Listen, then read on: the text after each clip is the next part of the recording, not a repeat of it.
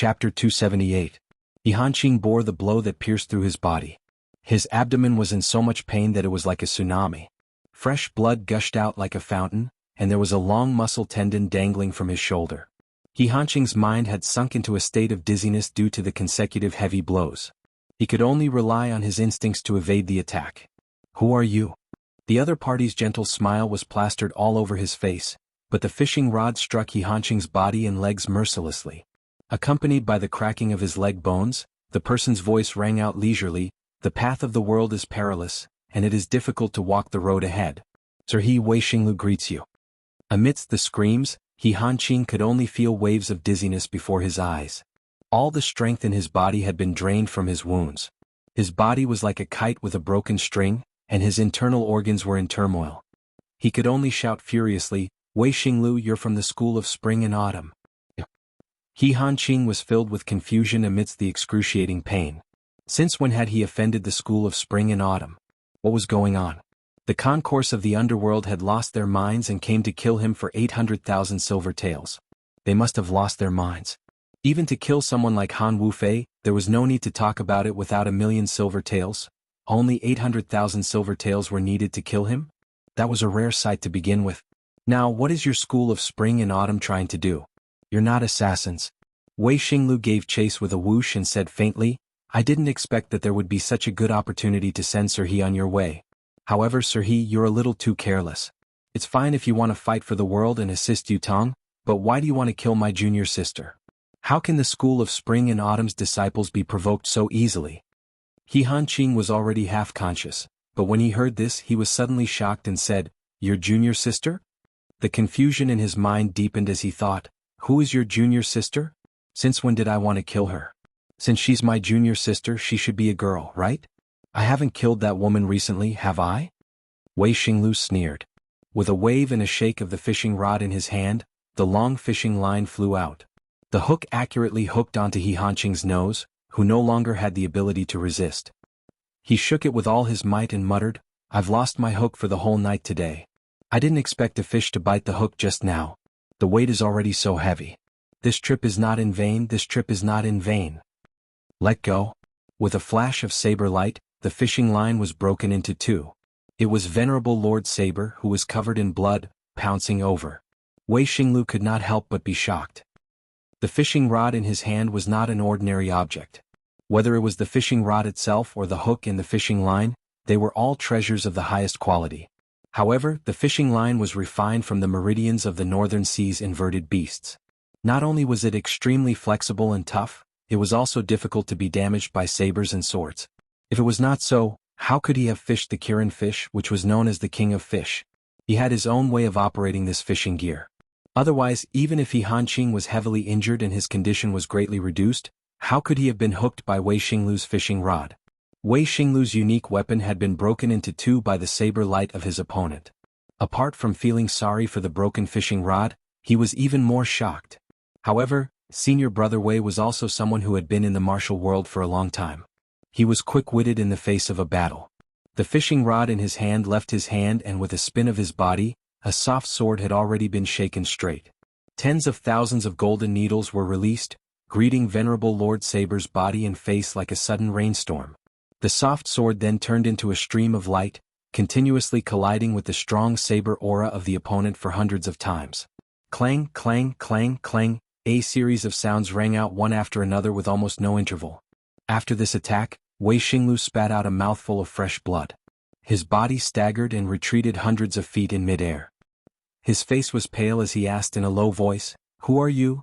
Venerable Lord Saber let out a long howl in rage. The saber light flashed and shattered the countless golden needles. He said with hatred, "Someone from the school of spring and autumn? Who are you?" Before he could hear the other party's answer, his body had already rushed over. The battle was dangerous and the situation was dire. He Hanqing was not only pierced through in the lower abdomen, both of his legs had been broken. His injuries were extremely serious.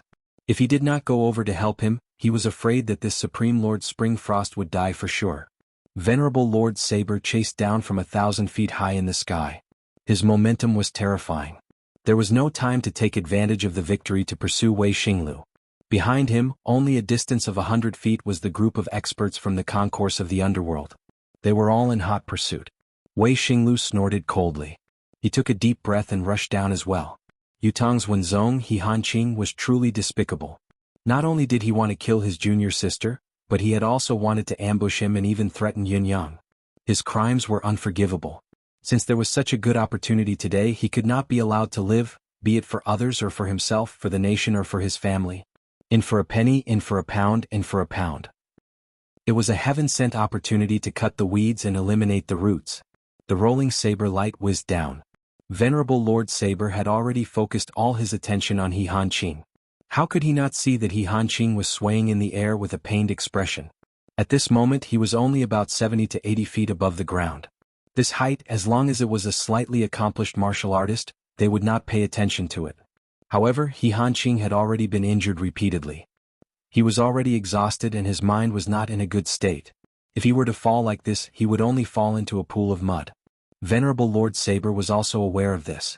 With a long howl, his body sped up again. With a swoosh, he appeared behind He Hanqing like an illusion and stretched out his hand to grab him. With a swoosh, he had already grabbed He Hanqing's sleeveless shirt. However, He Hanqing could not even circulate his cultivation base at this moment. Falling from a high altitude with a weight of more than 100 caddies, the violent falling force caused Venerable Lord Saber's body to lose its balance in midair and fall with him. Poof! Both of Venerable Lord Saber's feet desperately stomped on the trunk of a big tree below. Using this as leverage, the saber light shone again, bringing He Hanqing with it. With a buzz, he turned into a ray of saber light that shocked the heavens and rushed towards the distance. There was no hope of turning the tables in today's battle, especially when He Hanqing had no combat power to speak of. If he did not leave quickly, he might even lose his life here. The best thing to do now was to leave. As far as the eye could see, there was a forest in front of them. However, as long as they got out of this forest and went past the residences in front, they would reach Yutong's city wall. As long as they got out of the city wall, even if the concourse of the underworld had thousands of troops and horses, they would not be able to stop him from leaving with He Hanqing. He Hanqing absolutely could not die. Venerable Lord Saber was determined. The saber in his hand waved continuously. The speed of the saber light became faster and faster, leaving all the pursuers far behind. It was hard to catch up with him. Emperor Song could not help but let out a sigh as he watched the saber light fly away like a meteor. He would never be able to catch up. The ultimate strength of the Four Seasons Tower's Venerable Lord Saber was indeed above his own. Fortunately, they had mobilized all their manpower this time around, which was why they could achieve such a result. If they had followed the original plan and only sent 3 or 4 people to kill He Hanqing, it was not necessary to say whether they would succeed or not in the face of an unexpected variable like Venerable Lord Saber. Perhaps some of the brothers who came would not be able to return. Fortunately, all the brothers had to contribute in this matter, in order to achieve full success. As the saying went, one could see the general trend from a small clue. The true strength of the Four Seasons Tower was probably still above the highest limit of their assessment. They had to be more careful when they met in the future. Wei Xinglu snorted and stopped his pursuit. His eyes looked at the direction where the saber light had left. His heart was filled with a strong sense of unwillingness. He did not expect that He Hanqing would still escape with such an opportunity. The Empire of Yutong was indeed not lacking in experts. It was just that the strength of this strange swordsman who used a saber was far above his own. If it were not for the other pursuers, this opportunity to kill him would have become a fatal trap instead. The crisis was only a snap of the fingers. With a whistling sound, the huge body of the Black Eagle landed. Wei Xinglu leaped up and only breathed a sigh of relief when he was back on the eagle's back. Looking at the few people with gloomy faces, he knew who they were without even thinking. The people of the concourse of the underworld. Assassins. Moreover, it was the top assassin organization in the Tianshan continent. Someone must have hired the concourse of the underworld to kill He Hanqing. Although everyone's goal was the same, the concourse of the underworld was an assassin organization. It was not worthwhile for him to make friends with the other party, so it was better for him to leave first. On the eagle's back, he cupped his fists and said, "I have the intention to kill the thief, but have no intention of joining hands. There is no need to talk too much about it. The mountains are high and the rivers are long, we shall meet again someday." Before his voice died away, the black eagle flapped its wings and soared into the sea of clouds with a long cry. In the blink of an eye, it had already disappeared without a trace. It was not until he had reached the Sea of Clouds that Wei Xinglu remembered something. The place where he had fished was too far away from where He Hanqing was. But he had heard it at that time. What was going on? His hearing ability was far from being that good. This matter was really strange. Emperor Song and the others were all baffled by this sudden helper, their eyeballs almost popping out of their sockets. What was going on with this guy who had suddenly appeared? There was actually someone who interfered in this business? If it wasn't for the School of Spring and Autumn's interference, it would have been even more difficult to kill He Hanqing. Although he still couldn't kill He Hanqing, he still owed that person a favor. After all, if it wasn't for him, He Hanqing would have escaped earlier and wouldn't have suffered such heavy injuries. Also, how many people had the person who bought He Hanqing's life sent to kill He Hanqing? He had even invited the people from the School of Spring and Autumn. It had to be said that the person was really resourceful. In the blink of an eye, Venerable Lord Saber had already brought He Hanqing over the city wall like a whirlwind. The troops stationed below did not notice anything unusual at all. Both of them had already gone to the sky outside the city. Venerable Lord Saber finally breathed a sigh of relief. They had left the city. At this point, the sea was wide enough for the fish to leap, and the sky was high enough for the birds to fly. Next, he had to find a place to rest before he brought He Hanqing back. If he were to delay for a few more days, even if this old man did not die, his cultivation base would definitely be crippled. However, just as Venerable Lord Saber breathed a sigh of relief, a white shadow suddenly rose from the night in front of him, saying, "Today I'm finally going to finish this matter. It has not been easy." Venerable Lord Saber had a bad feeling in his heart and shouted, "Who is it? Get lost." However, the white shadow laughed and said, "Get lost, you mother f***. Leave He Hanqing here." Chapter 279. The sudden appearance of the sword light was like the waves of the sea, rushing over with an unstoppable force. White clothes, sword light like snow. Venerable Lord Saber immediately recalled who the other party was and hollered angrily, "Bai Yixue, you're courting death." Although Bai Yixue was ranked top 10 in the ranking of swordsmen, the gap between him and Venerable Lord Saber was huge. Even if He Hanqing was at his peak, it would not be difficult for him to kill Bai Yixue, let alone Venerable Lord Saber. However, He Hanqing had lost all of his combat power while Venerable Lord Saber had been fighting for half the night. In addition, the opponents he had encountered were all experts of the same level. The arcane skill that he had cast to get rid of his pursuers had also consumed a great deal of his energy. He was now like an arrow at the end of its flight. Now that he was facing Bai Yixue who had rested his energy, he could not take him down immediately. Bai Yixue's sword energy was like frost, his aura rising to his peak as he said coldly, "Your cultivation base is extremely strong, far above mine, even higher than He Hanqing himself. This saber of yours is superb and unpredictable. If it were any other day, I would be lucky to be able to withstand 30 to 50 moves from you. It's a pity that you're exhausted and can't hold on any longer. You can't protect He Hanqing now. As long as you hand over He Hanqing, we'll meet again in the martial world. If you don't heed my advice and get killed by me instead, it'll be such a waste." Venerable Lord Saber was enraged, a scoundrel who takes advantage of another's precarious situation. "Do you think you're qualified to clamor in front of me?" He took in a deep breath and stood up suddenly. The saber in his hand slashed down against the wind, its aura unprecedented. Bai Yixue let out a long howl as his long sword turned into snowflakes, falling from the air. Clang, clang, clang, saber and sword clashed. Bai Yixue could only feel the impact of the saber's force, like a sledgehammer striking his heart. For a moment he felt like his internal organs were on fire. The cultivation base of the person in front of him was so high that it was terrifying and chilling. He had already fallen to such a bleak state, yet he could still exert such combat power. It couldn't be described with just one word. Bai Yixue knew that it would be difficult for him to fight head-on, so he took a series of steps back to dissipate his energy. However, Venerable Lord Saber's saber force was incredibly dense. The saber light chased after the sword light as he fought. One retreated while the other advanced. In just a moment they were already at the edge of the forest by the roadside. "Kill?" A loud roar resounded. A ray of sword light suddenly emerged from the ground. Fang Mafei was dressed in black and his face was covered. He looked like a giant dragon that had emerged from the darkness. Using the sword as a stick, he smashed it down fiercely. For an expert like Venerable Lord Saber who was ever-changing and unfathomable, it was useless to compete with skills. He could only take advantage of the fact that his body was weak to forcefully break through. Venerable Lord Saber snorted coldly. The saber in his hand shifted slightly.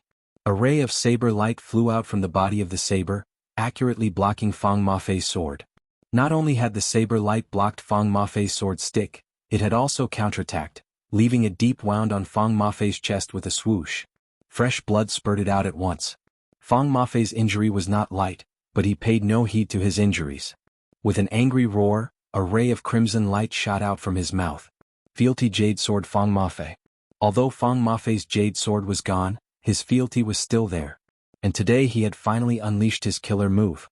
The sudden change was beyond Venerable Lord Saber's expectations. The saber light was already out, but Bai Yixue was charging forward like a mad tiger. His sword was unleashed to its limit, like snowflakes fluttering in the air, filled with murderous intent. The crimson light that Fang Mafei had shot out had come at him from the side, and was coming at him with such speed that there was no time to react or block it. With a change of thought, Venerable Lord Saber lifted his knee abruptly and hit He Hanqing's back. At the same time he loosened his grip, allowing He Hanqing's body to fly forward to meet the crimson light. In the face of danger, Venerable Lord Saber had pushed He Hanqing out to block the saber. Although He Hanqing was important, no matter how important he was, it was not as important as his own life at this juncture of life and death. Naturally, Venerable Lord Saber knew how to choose when to give up. At the same time, the saber light condensed again and struck Bai Yixue's sword mercilessly. Bai Yixue's body trembled as if he had been electrocuted, flying away in a crooked manner. However, Venerable Lord Saber was not at ease either. His body flew backward in the air as he opened his mouth to spit out a mouthful of blood. He felt as if thousands of drums were beating in his ears at the same time, his 5 senses and 7 orifices spitting blood at the same time. Venerable Lord Saber had divided his strength into 2, taking care of both sides. His current cultivation base was no stronger than Bai Yixue's. Although he had still managed to send Bai Yixue flying away, he had suffered further damage as well. He Hanqing had already fainted. Now that he was struck by the sudden blow, he cried out in pain and regained consciousness after spitting out blood. The moment he came back to his senses, he saw a crimson light coming towards him. The speed was extremely fast. Venerable Lord Saber, you. He Hanqing understood everything at once and cursed loudly. He mustered his qi, using the last bit of his strength to struggle for life to push his body upwards. Poof! The crimson light drilled into He Hanqing's chest like a lightning bolt. He Hanqing's entire body trembled as a look of despair appeared on his face. The crimson light passed through his back and flew towards Venerable Lord Saber with unstoppable momentum. However, the saber light flashed. Clang! The crimson light spun in the air for a while before it flew back with a swoosh. Fang Mafei had already spat out a mouthful of blood as he fell to the ground. He had fallen even earlier than He Hanqing. His cultivation base was too far apart from Venerable Lord Saber's. He could no longer support himself after attacking with all his might. Bai Yixue's body floated hundreds of feet away, spitting out 3 mouthfuls of blood. His expression was weary, his combat strength diminished. Venerable Lord Saber spun in the air, the saber light turned into a whirlwind and chased after He Hanqing. His cultivation base was indeed profound. It was only a moment of respite before his combat strength was restored. The murderous intent had passed, but he still had to try to bring He Hanqing away. He Hanqing fell once again in a daze. This time it was worse than before, he had lost his last bit of autonomy. Venerable Lord Saber's hand was about to grab hold of He Hanqing's clothes. Suddenly, a glaring saber light appeared in the air between Venerable Lord Saber and He Hanqing. The brilliance of this saber light was like a shooting star that had suddenly flashed through the galaxy. The saber's aura was overflowing with the majestic aura of Tao.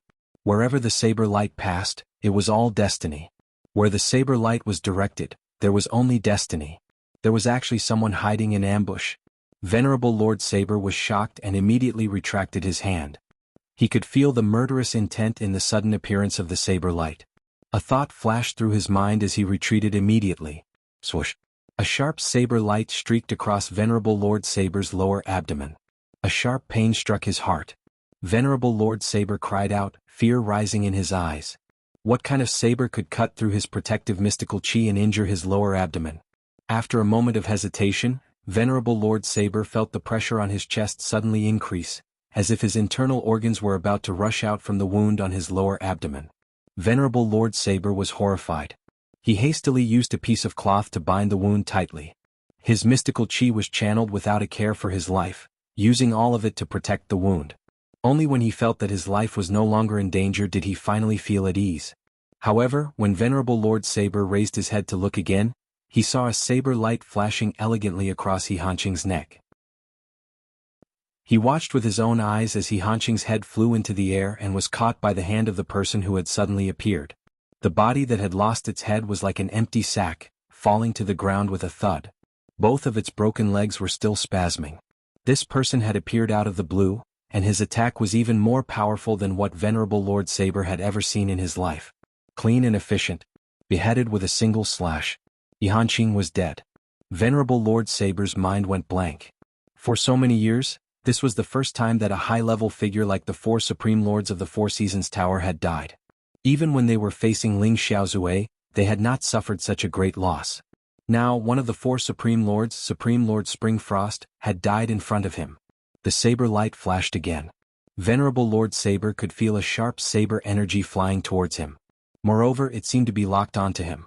Now that he was plagued by internal and external troubles, he was almost at the end of his rope. If he continued to stay, he might end up like He Hanqing. Since the beginning of the concourse of the underworld's killing spree, they had been coming up with waves after waves of backups. Each time it was beyond his expectations. Each time it was stronger than the last. The last saber light had exceeded Venerable Lord Saber's understanding of the saber. Venerable Lord Saber had long lost his will to fight. Who knew if the other party had a stronger backup? Besides, He Hanqing was already dead. What was the point of staying and fighting? Venerable Lord Saber let out a long howl. A saber light soared into the sky, rushing into the clouds and disappearing in a flash.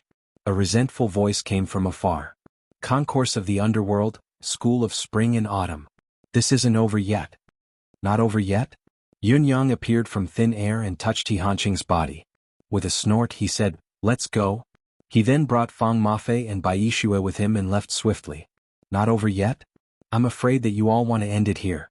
The silhouettes of Yun Yang and the other 2 quickly disappeared into the forest. A moment later the underworld fog rushed over like the wind and clouds.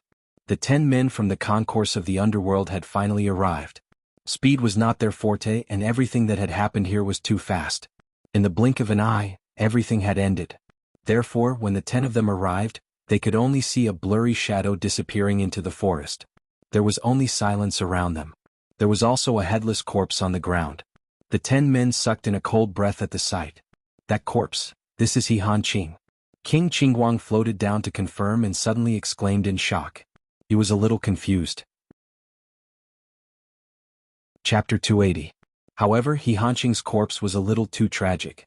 His head was gone, one of his arms was gone, his lower abdomen was pierced, both his legs were broken, and his chest was pierced by a sword. There were no less than 100 other wounds on his body. The 10 Yama kings were dumbfounded. The concourse of the underworld had already sent out all its forces, yet they could not kill this ruthless character. How could he die here and even his head was cut off? They did not even know who did it. Venerable Lord Saber was nowhere to be found. The 10 Yama kings were stunned. The 9 brothers were panting heavily, staring at each other. They all looked at their eldest brother, Emperor Song. It's good that it's He Hanqing. With his corpse here, it's enough to complete the mission. Go back immediately. Emperor Song's face was solemn as he said, "This matter has come to an end, but the enmity between the concourse of the underworld and the Four Seasons Tower has also been formed. Everyone go back and prepare yourselves. From this moment on, we will be the prey instead of the hunter. Be careful, be cautious." The other 9 brothers and the 2 gold-ranked assassins, Oxhead and Horseface, were silent. Looking at He Hanqing's corpse on the ground, everyone's eyes seemed to see the storm that was about to be set off. As for the concourse of the underworld, they would definitely be at the heart of the struggle. The martial world has not had such a big turmoil for many years. I'm afraid this time? King Chujiang frowned and smiled bitterly. Let's just take today as a warm-up prelude to the martial world's turmoil. The livelier time will start tomorrow, brothers. No matter what, the brothers felt like they had just eaten a fly. There was no need to mention the nauseating taste. However, now that things had come to this, they could only pinch their noses and admit it. What else could they do but not admit it? Could they let He Hanqing come back to life and let the brothers kill him again? That was impossible even if they used their buttocks to think. The wraith fog dissipated, and the world regained its clarity. Venerable Lord Saber rode the wind, his heart filled with unspeakable grievance and unspeakable anger. A mere concourse of the underworld, a mere school of spring and autumn, had actually dared to lay their hands on the Four Seasons Tower, and had even killed one of the four Supreme Lords, Supreme Lord Springfrost. Ever since the Four Seasons Tower existed in this world, they had never suffered such a huge loss. If this grudge was not avenged, how could the Four Seasons Tower speak of intimidating the martial world? Go back and report to boss. We can't let this matter rest. The wounds on his body were burning with pain.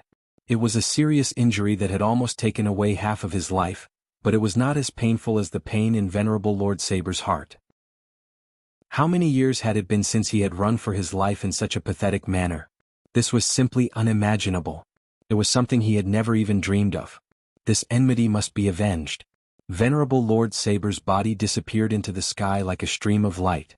Venerable Lord Saber was still brooding over the sudden ambush. He swore revenge, hurried back to the Four Seasons Tower to report the news, and even planned his revenge. After all, they were going up against two powerful forces, the concourse of the underworld and the school of spring and autumn. The Four Seasons Tower was confident that they could handle any one of them with ease and victory in their grasp. However, facing two forces at the same time, even the Four Seasons Tower would feel troubled. Despite facing Yunyang head-on and being shocked by Yunyang's stunning saber skills, Venerable Lord Saber still did not treat Yunyang as a third force. On one hand, it was because of Fang Mafei. Although Fang Mafei's ability was weak, his assassin skills and tenacity were all indicative of his identity as the concourse of the underworld's gold-ranked assassin. He instinctively thought that the saber-wielding man who appeared at the end was also from the concourse of the underworld. On the other hand, it was also because of Bai Yixue. Bai Yixue's official identity was Han Sanhe's guard, and he had even attacked directly to assassinate He Hanqing. His comeback was not something unexpected. At least, from Venerable Lord Saber's point of view, even if Bai Yixue did not belong to the Empire of Dongxian, he should at least be related to the school of spring and autumn. Yun Yang and the other two waited until they returned to the residence of Yun. They still felt that everything that had happened today was like a dream. Supreme Lord Springfrost. This prominent figure in the martial world, the backbone of the Four Seasons Tower, a ruthless character who could survive when faced with Ling Xiaozue, had died just like that under Yun Yang's plot. Killing He Hanqing had been Yun Yang's dream for a long time. From the very beginning, when he knew He Hanqing's identity, Yun Yang had been planning. From plotting against Han Sanhe, he had put it on the agenda. First, it was Bai Yixue who was unintentionally targeted by Yun Yang. Then, it was the concourse of the underworld's first court King Qingguang who had snuck in and accepted the mission. Then Yun Yang had spent a lot of effort to trap Wei Xinglu.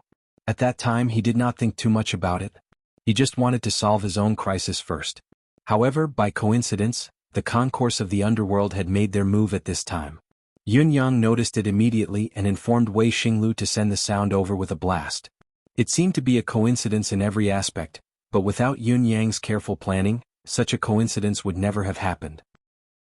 The moment the divine edge chopped off He Hanqing's head, Yun Yang clearly felt that his brothers were looking at him with a smile. All ninth, well done. Whether the feeling at that moment was real or imaginary, Yun Yang treated the feeling as real. However, there was not much relief in Yun Yang's heart at this moment. Instead, it was filled with an indescribable bitterness and discomfort. Brothers, I have finally gotten rid of a great enemy. He's our common enemy. However, what happened today is only a beginning, a prelude. Next, I will find out all the people who had a hand in dealing with us that day and carefully settle the debts they owe us. The debt of human lives must be paid with human lives. Although Yun Yang and the other two had successfully killed He Hanqing in this battle, Fang Mafei and Bai Yixue had also suffered injuries of varying degrees, but they were not serious. Returning to the residence of Yun, each of them went into closed-door cultivation to recuperate and would recover after a few days. Yun Yang tossed He Hanqing's head and all the items he had found on him into the secret chamber before he hurried out of it. The clear moonlight hung diagonally in the sky. There was already a faint glimmer of light in the east. The entire heaven and earth had become a little misty. It was already dawn. Yun Yang sat under the flowering tree, quietly boiling a pot of water. The steam rose in spirals. Beside his hand was a cup of leftover tea from last night. Yun Yang was dressed in a spotless purple robe. There seemed to be a hint of melancholy shrouding his handsome brows. He sat quietly, not making a single sound. The boiling water splashed against the lid of the teapot, but he did not seem to hear it. All in all, he looked like he was burdened with worries. Of course, such an act was done for some people. It had to be said that if Yun Yang were to transmigrate to reality, he would definitely be an international actor. After a while, the wind suddenly changed. In the sky, a huge shadow swooped down towards the residence of Yun.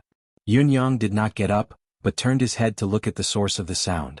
The black eagle was surrounded by a strong gust of wind as it landed in the yard, stirring up the dust on the ground. Wei Xinglu and Gugu leaped down from the back of the black eagle. Yun Yang saw that it was them but did not make any further moves. He turned back to the bubbling teapot in a daze as if he did not notice their arrival. It was just that his gaze seemed to have stiffened a little. With a sweep of his deific consciousness, Wei Xinglu realized that Yun Yang had not slept at all. It seemed that he had been sitting under the flowering tree. Could it be that he had been sitting for the whole night? Looking from afar, one could see that the youth under the flowering tree was filled with worry. It was difficult to hide the heaviness in his heart. It was as if he was isolated from the world, causing people to involuntarily have a subtle feeling of wanting to protect him. Even Gugu, who had always been at odds with Yun Yang, could not help but feel a slight shock in her heart. He was actually still awake at this time and was still waiting here. What was he waiting for? Everyone else was at home except for the two of them. Could it be that he was waiting for them? Wei Xinglu naturally thought so too. Seeing such deep feelings right in front of him, he could not help but sigh softly. His body floated slowly as he walked in. Yun Yang still had no reaction. His eyes were still fixed on the teapot, as if the bubbling boiling water had attracted all his attention. "Brother Yun?" Wei Xinglu said with a sigh, "Looking at you, you didn't sleep for the whole night? Could it be that something happened that made you stay up all night?" Yun Yang's body trembled as if he was shocked. He turned his head abruptly, and a smile immediately appeared on his face. "Eldest senior brother, you are back." It was a strange feeling of relief. This feeling was exceptionally clear. Yun Yang's face was full of dew and frost from the night. Even his sideburns had long been wet with dew. No matter how one looked at him, there was an indescribable sense of exhaustion. "What important matter made you stay up all night?" Wei Xinglu frowned. At this moment, the eldest senior brother was full of heartache. Although Yun Yang was smart, had a tough personality and was shrewd, he was still a child who was not even 20 years old. In terms of the ways of the world, there was always a hint of childishness, whether intentionally or unintentionally. However, it was this childishness that made Wei Xinglu feel comforted. A cultivator who had not lost the innocence of a child was rare, extremely rare. Yun Yang smiled. "Eldest senior brother, you must be joking. I have had a good sleep and my spirit is exceptionally good. I just woke up and since I have nothing to do, I plan to boil a pot of tea to drink." Gugu took advantage of Yun Yang's precarious situation. How could she not step on Yun Yang when there was such a rare opportunity? She sneered, "Just woke up? Such a big pot of water has already been boiled dry. Could it be that you boiled the water while sleepwalking? Boiled the tea?" Yun Yang was stunned for a moment. He picked up the teapot and said with some embarrassment, "Maybe I poured myself too quickly just now, and drank half of the pot unknowingly. I like to drink hot tea." Wei Xinglu smiled. He looked more carefully than Gugu. How could he not see that the tea leaves in Yun Yang's cup had obviously been boiled until there was no color at all? To be in such a state, the tea must have been boiled at least 10 times. Otherwise, how could it be so colorless and fragrant? Moreover, the pot of water was obviously boiled dry. Inferring from such a time, this young Master Yun must have been sitting here since last night. Drinking tea while waiting. Drinking tea until it was colorless, waiting until the sky brightened. The night dew and frost, the dawn breeze and waning moon. Sitting alone, both body and mind were silent. Chapter 281. The morning dew is heavy. Drinking tea at this time is not good for the body. Let's go into the house and rest for a while. Wei Xinglu did not continue but urged him instead. "It's all right really?" Yun Yang smiled. "You guys have been busy the whole night. Let's go to bed and rest. I had a good night's sleep and drank a lot of tea. Now I'm full of energy. I'm going to practice some boxing and martial arts later. How can I let such a beautiful day go to waste?" As he spoke, he stood up with a smile as if he was going to walk forward. However, when he stood up suddenly, his legs trembled and he almost sat back down. It was as if his legs had gone numb after sitting for the whole night. However, he straightened his legs immediately and stood straight. However, his bones involuntarily made a cracking sound. Wei Xinglu said gently, "We're back now and won't go out again. Let's all rest for a while. Shall we meet again in the afternoon?" Yes. Yun Yang rubbed his hands together, behaving like an innocent young man. Wei Xinglu pulled Gugu along and left. Since Wei Xinglu's comforting words, Gugu had not said a word. As the two of them walked forward slowly, a low sound came from behind them. It was a sigh of relief. Gugu, can you see it? Wei Xinglu asked in a low voice. What? Gugu's voice was also very low. He didn't sleep the whole night. He's been drinking tea and waiting for us. His tea has long lost its color and fragrance. Such a tea, even if it was brewed a dozen times, it might not be able to reach this level. To drink a pot of tea to this extent, it must have been brewed for at least 6 hours or more. There's also that pot of water. The pot should have been full of boiling water. No one uses half a pot to boil water. It's even more so for tea. But now there's only the bottom of the pot left. He didn't even notice it. Obviously, this pot of water has been boiling for at least 2 hours.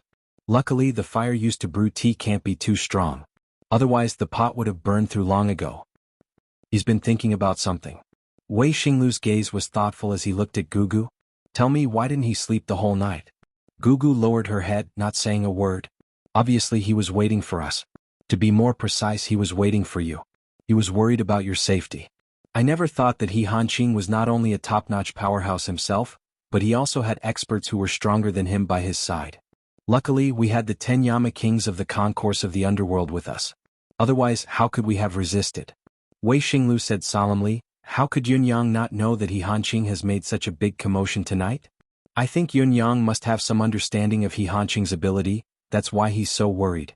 When he saw you come back just now and confirmed that you're safe, he was relieved. When he stood up, he almost fell down and his bones cracked. Clearly, he had been sitting there in a daze thinking about something. Think about it, he is a martial artist, and his cultivation is extraordinary. He has a much stronger endurance than ordinary people.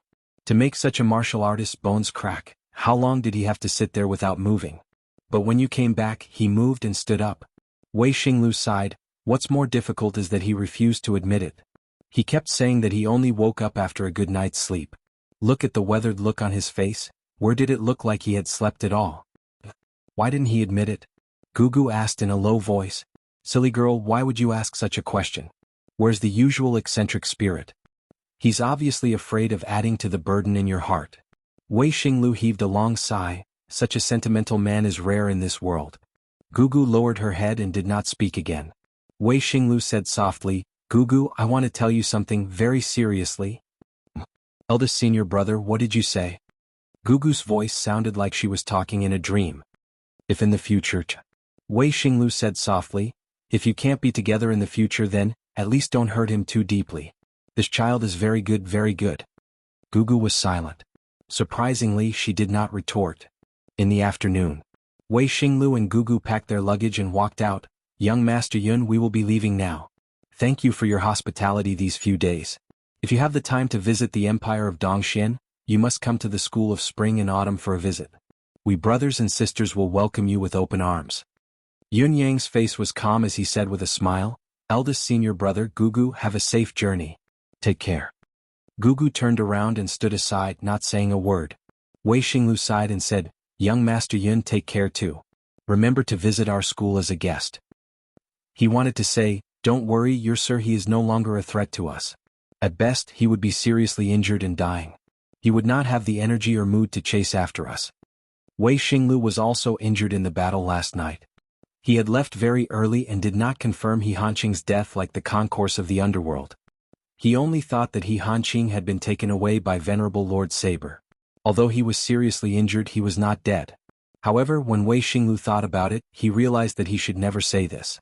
As far as the current standpoint was concerned, He Hanqing was an old minister of the Empire of Yutong, a great scholar for 3 generations. Yunyang also contributed to the Empire of Yutong. Both of them were actually standing on the same side.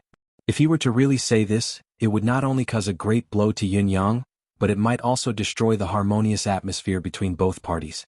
After all, He Hanqing's injury was largely due to Wei Xinglu. At this time, it was better not to use the truth to provoke Yunyang. Wei Xinglu was very sure that Yunyang was the kind of person who could easily abandon his personal feelings for the sake of his standpoint and his country. The accident of the soul sealing spike the day before was because of this. Therefore, it was better not to say this. Gugu, if you have anything to say to young Master Yun, do it now. You don't know when you will come to Yutong next time. Wei Xinglu urged with a smile. He was very observant as he brought the eagle and slowly walked to the side. Yunyang looked at Gugu with a warm smile on his face. Gugu turned around and said softly and coldly, "Yunyang, we shall meet again." Yunyang smiled. "From now on, the journey of the martial world is long. You must take good care of yourself. Gugu's future will surely be above the clouds of the 9 heavens. Yunyang will wait with a cup of wine. The day when your name spreads across the world and you become a legend, I will definitely raise my cup to celebrate and drink with you." Gugu snorted and said, "Who cares?" Yunyang laughed and said, "It's fate that we meet in this world, and it's also fate that we get together. This farewell, take care. Forgive me for not seeing you off." With a wave of his hand, Lao Mei came out with a parcel. Yunyang smiled and said, "Just some food, it's not enough to be a token of my respect, and it's not worthy of both of your attention. But please accept it. I've offended you in the past and it's fortunate that we'll part ways from now on. We'll meet again in the indefinite future. Gugu, if you still mind, just treat it as a nightmare. Yunyang has been impetuous before, I apologize here." He cupped his fists together, his expression indescribably calm and carefree. It was as if he did not care about this farewell at all. He was extremely generous. "Who wants your things? Since you know it's unsightly, why do you have to embarrass yourself in front of others?" Gugu did not know why, but she felt a little uncomfortable in her heart. She glared at him coldly and turned to leave before her voice echoed in the air. Yunyang smiled bitterly, his face full of bitterness. A hand stretched over and took the parcel. Wei Xinglu laughed and said, "This journey is long, and I was still worried about where to find food along the way. Brother Yun is thoughtful. Anyway, I'll accept it without hesitation. Brother Yun, the mountains are high and the rivers are long. We'll definitely meet again. If you have time in the future, you must come to the Twin Poles Mountain, the school of spring and autumn. I'll be waiting for you at any time." Yunyang sucked in a deep breath and resumed the warm smile on his face. However, it was inevitably a little stiff, as if he was wearing a smiling mask. He cupped his fists and said, "I, Yunyang, will definitely pay a visit to your honorable school. Have a safe journey, both of you. Farewell." Wei Xinglu cupped his fists together and pulled Gugu's hand, leaping onto the back of the eagle. Following a loud eagle's cry, a strong gust of wind blew in all directions. The eagle soared into the sky and soared upwards. Gugu and Wei Xinglu looked down from the eagle's back.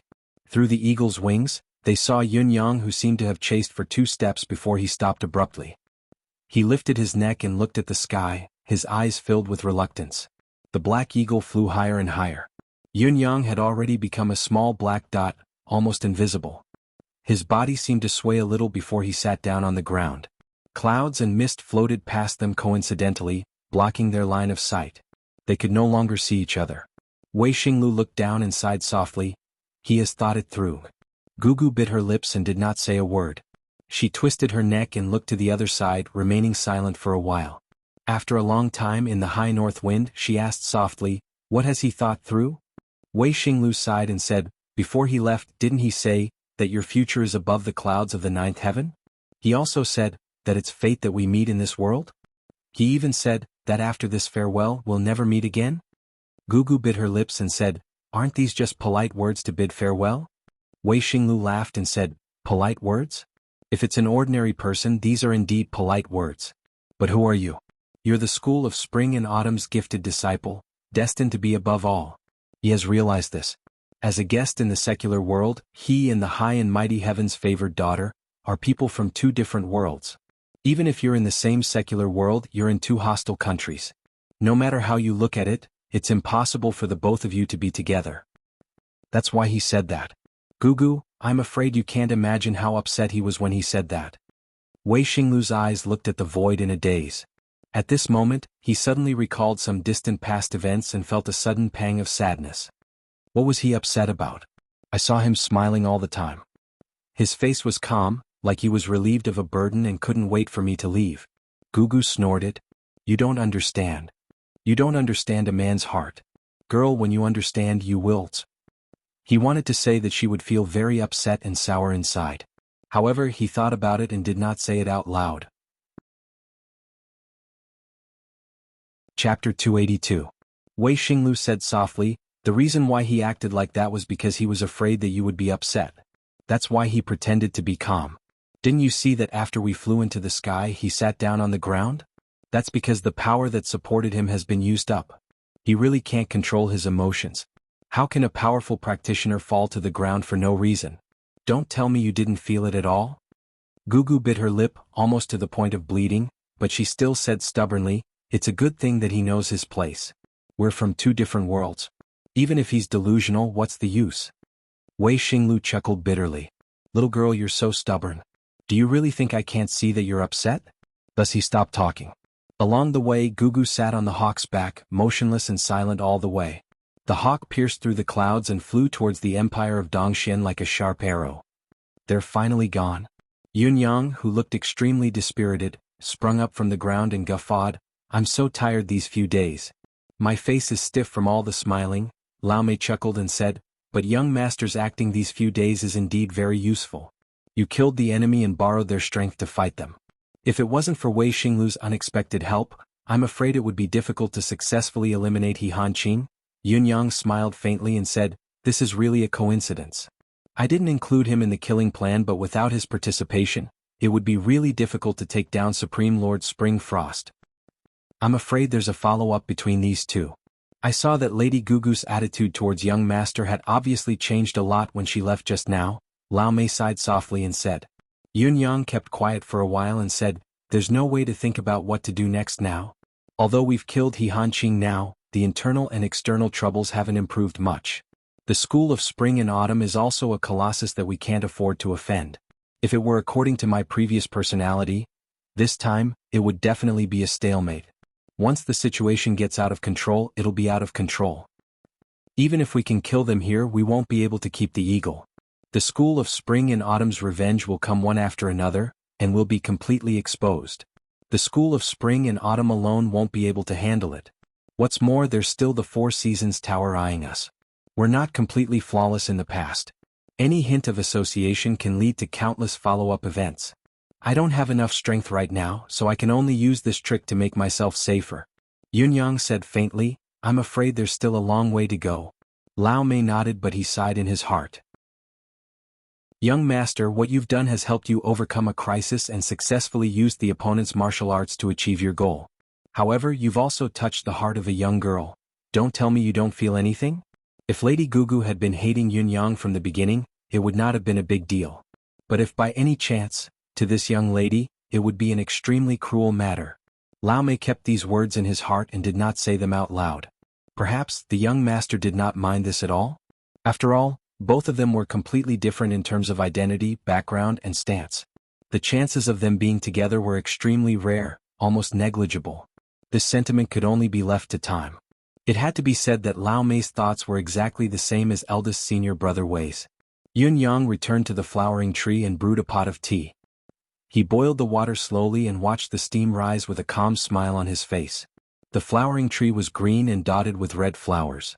The shadows of the tree swayed with the wind, the fragrance of the flowers wafting and the fragrance of the tea lingering in the air. The young master was like jade, his purple robe fluttering.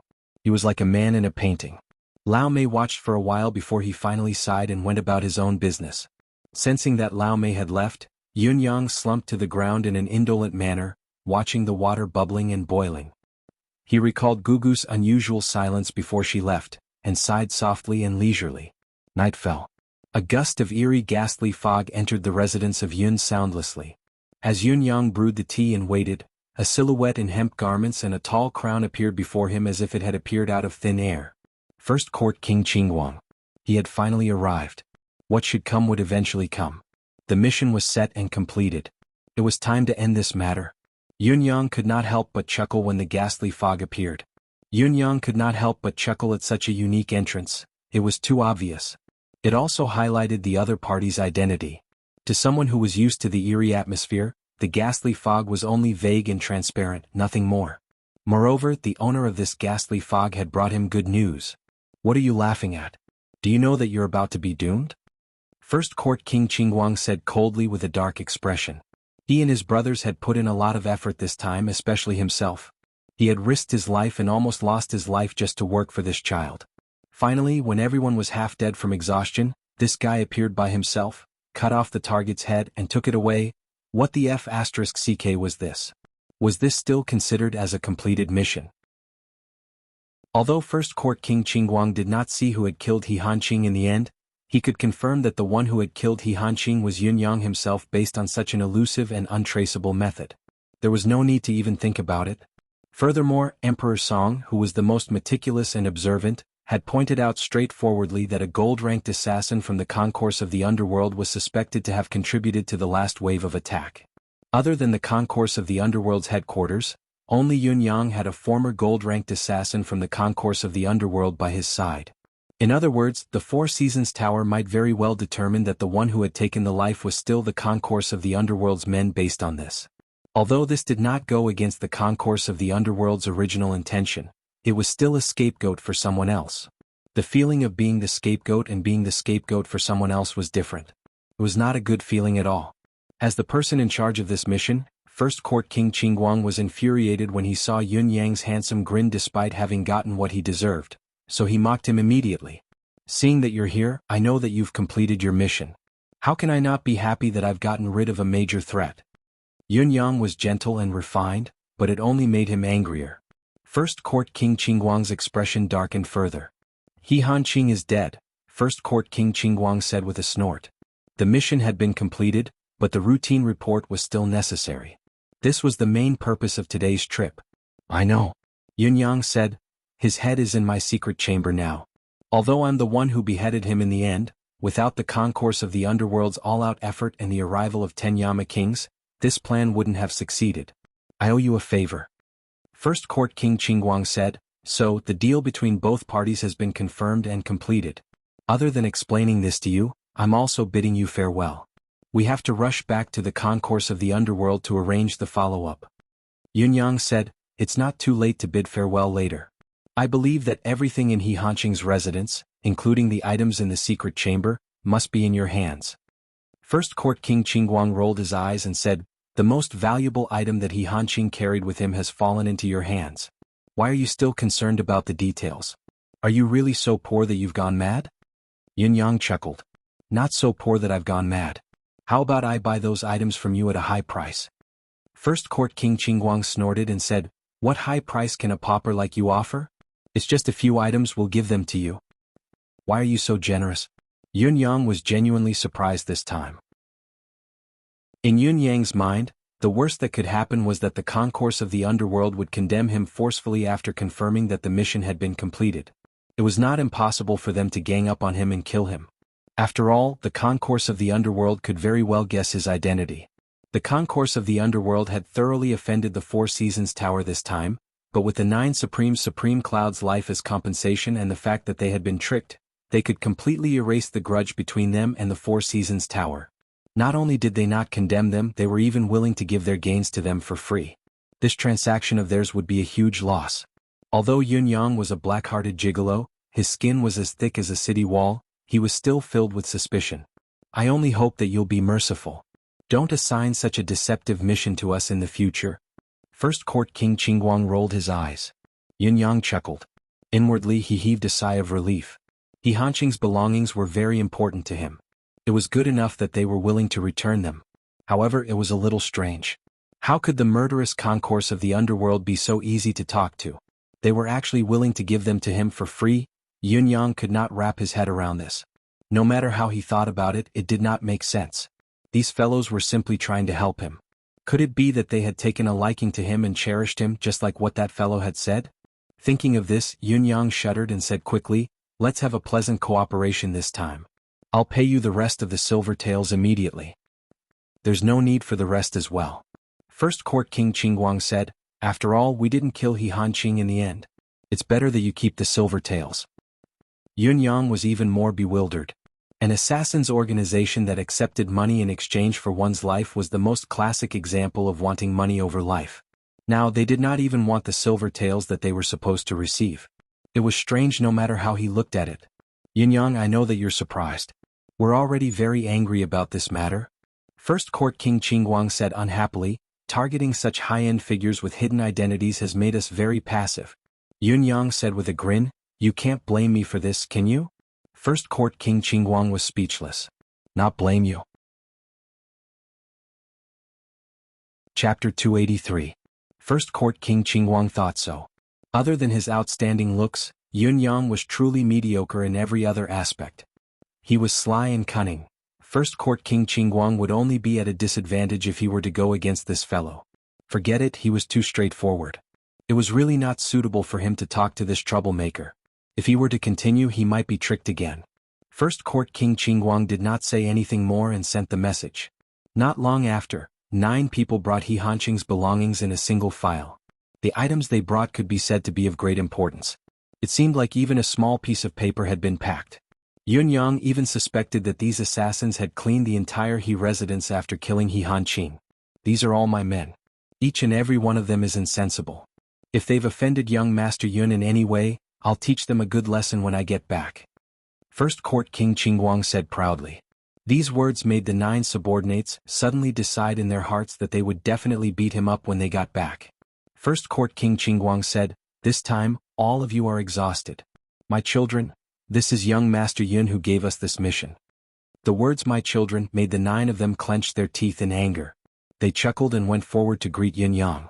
Young Master Yun is indeed talented and has an outstanding appearance. No wonder he could give out such a deceptive mission. Young Master Yun, I've heard so much about you. After some small talk, King Qingguang left with his 9 subordinates. A gloomy fog quietly rose up, and the 10 people melted into the fog before disappearing. Watching the concourse of the underworld leave, Yun Yang scratched his head subconsciously. He still felt that something was not right, or rather, it was too wrong. This isn't right. I've tricked them. Even if they didn't come looking for trouble with me before killing He Hanqing, now that He Hanqing is dead and our partnership has come to an end, why haven't they made a move? They're even willing to help me without asking for anything. The only rebuke they have is First Court King Qingguang's nonchalant words. If this counts as settling scores after the fall, isn't it too easy for them? Why is this so? Lao Mei walked out. Young Master, these people are not simple. Yun Yang smiled faintly. First Court King Qingguang is too heartless, treating me like an idiot. The cultivation base of the 9 people who came later is no weaker than First Court King Qingguang, perhaps even stronger. They must be the other 9 among the 10 Yama kings of the concourse of the underworld. Lao Mei was stunned for a moment. The 10 Yama kings of the concourse of the underworld had come out in full force? It's just that, they came together to deliver things to me. This is very strange. I have a very subtle but real feeling now, that is, they came to see what I look like, but they don't have any ill intentions. This is really strange. Shui Wuyin walked out with a head that looked like a chicken's nest. Looking at the things in the courtyard, his expression instantly turned bitter, as if he had eaten tens of kilograms of bitter gourd. He had been busy until today to get some progress on the things he had gotten the last time. Now, it seemed that these things would belong to him again. Although this is strange, young Master need not be too surprised. Shui Wuyin said, since they didn't choose to turn against you and instead express their goodwill, then, the concourse of the underworld wants to be on good terms with young Master. Although they must have their reasons for doing so, we don't have to care about this now. It's all in the future. Young Master only needs to observe quietly and the truth will come to light. Yin Yang mused, you're right. We really don't have the time to consider this now. However, from today onwards, Shui Wuyin was all smiles as he said, young Master has gained a powerful helper out of nowhere. The concourse of the underworld killed He Hanqing this time and didn't turn against us. This means that they've become sworn enemies with the Four Seasons Tower. Whether they're willing or not, we're all grasshoppers tied to the same rope in the future. You're the grasshopper. Don't use a metaphor if you don't know how to use one. Yin Yang glared at him. See that? These are all He Hanqing's things. They belong to you now. Go back and tidy them up quickly, see if you can find new clues. Shui Wuyin groaned, I knew it would be like this. However, Yun Yang had already disappeared, leaving behind only one sentence. The few of you, no matter what method you use, whether it's risking your life or whatever, you have to make a breakthrough in your abilities in this period of time. All in all, go to the highest limit that you can reach. The Four Seasons Tower's frenzied revenge will come very soon. In the secret chamber. He Hanqing's head was placed upright on the table. His hair was white, but there seemed to be a lingering trace of fear in his eyes. This Supreme Lord Springfrost of the Four Seasons Tower, whose name had once shaken the world, had committed many evils throughout his life, killing countless people and resorting to all kinds of cruel methods. He was a man who had committed countless crimes. Would he still feel fear when he was about to die? Yun-yang looked at him coldly for a while and began to check the important items that He Hanqing had brought with him when he escaped. These were the only things that held He Hanqing's true secrets. These were the things that He Hanqing truly cared about. The first thing that caught his eye was a jade pendant. This jade pendant was an oceanic blue, like the color of the deep ocean when the sun was at its brightest. It was dreamy and unfathomable. Upon closer inspection, Yun-yang realized that there seemed to be spots of light that were flickering within. Yun-yang could vaguely feel that they were the twinkling stars in the night sky. The edges of the jade pendant were smooth to the touch. It was obvious that He Hanqing had been toying with this jade pendant for a long time. In this world, the colors of jade were mostly yellow, green and white. Crimson and black were relatively rare, while blue jade was even rarer. As for jade that was as blue as this jade pendant that was glowing with an inexplicable light, it was almost impossible to say that it was unique. Yun-yang had never even heard of it anyway. When he held this jade pendant in his hand, it felt no different from an ordinary jade pendant, but Yun-yang had a strange feeling in his heart. This jade pendant was not simple, it was not simple at all. After a moment of contemplation, Yun-yang tried to pinch it with his hands. Initially he exerted little force so it did not budge. Gradually he applied more force but it still did not budge. Yun-yang had exerted all of his cultivation base, but there was still no reaction from the jade pendant. Yun-yang was taken aback. With his current strength, even if it was a piece of stellar steel in his hand, even if he could not pinch it flat, he should at least be able to leave an obvious mark.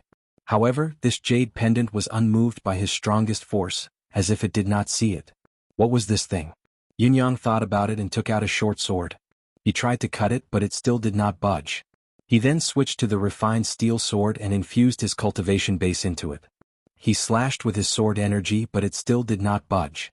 In the end, Yun-yang made up his mind and took out a small hammer, smashing it with all his might. Then it broke. It was the head of the hammer that was broken, but the jade pendant remained in its original state, unscathed. So hard. Yun-yang was truly surprised by what he saw. What was this thing? How could it be so hard? Yun-yang, who did not believe it, took out the divine edge. The divine edge was the sharpest blade Yun-yang had ever seen. It was incomparably sharp. Before this, no one, nothing, or even any cultivation method could withstand a slash from this saber. Even someone as strong as Venerable Lord Saber would be injured by this saber. He did not believe that the divine edge could not cut this strange jade pendant. Yun-yang held the saber in his hand and hesitated subconsciously.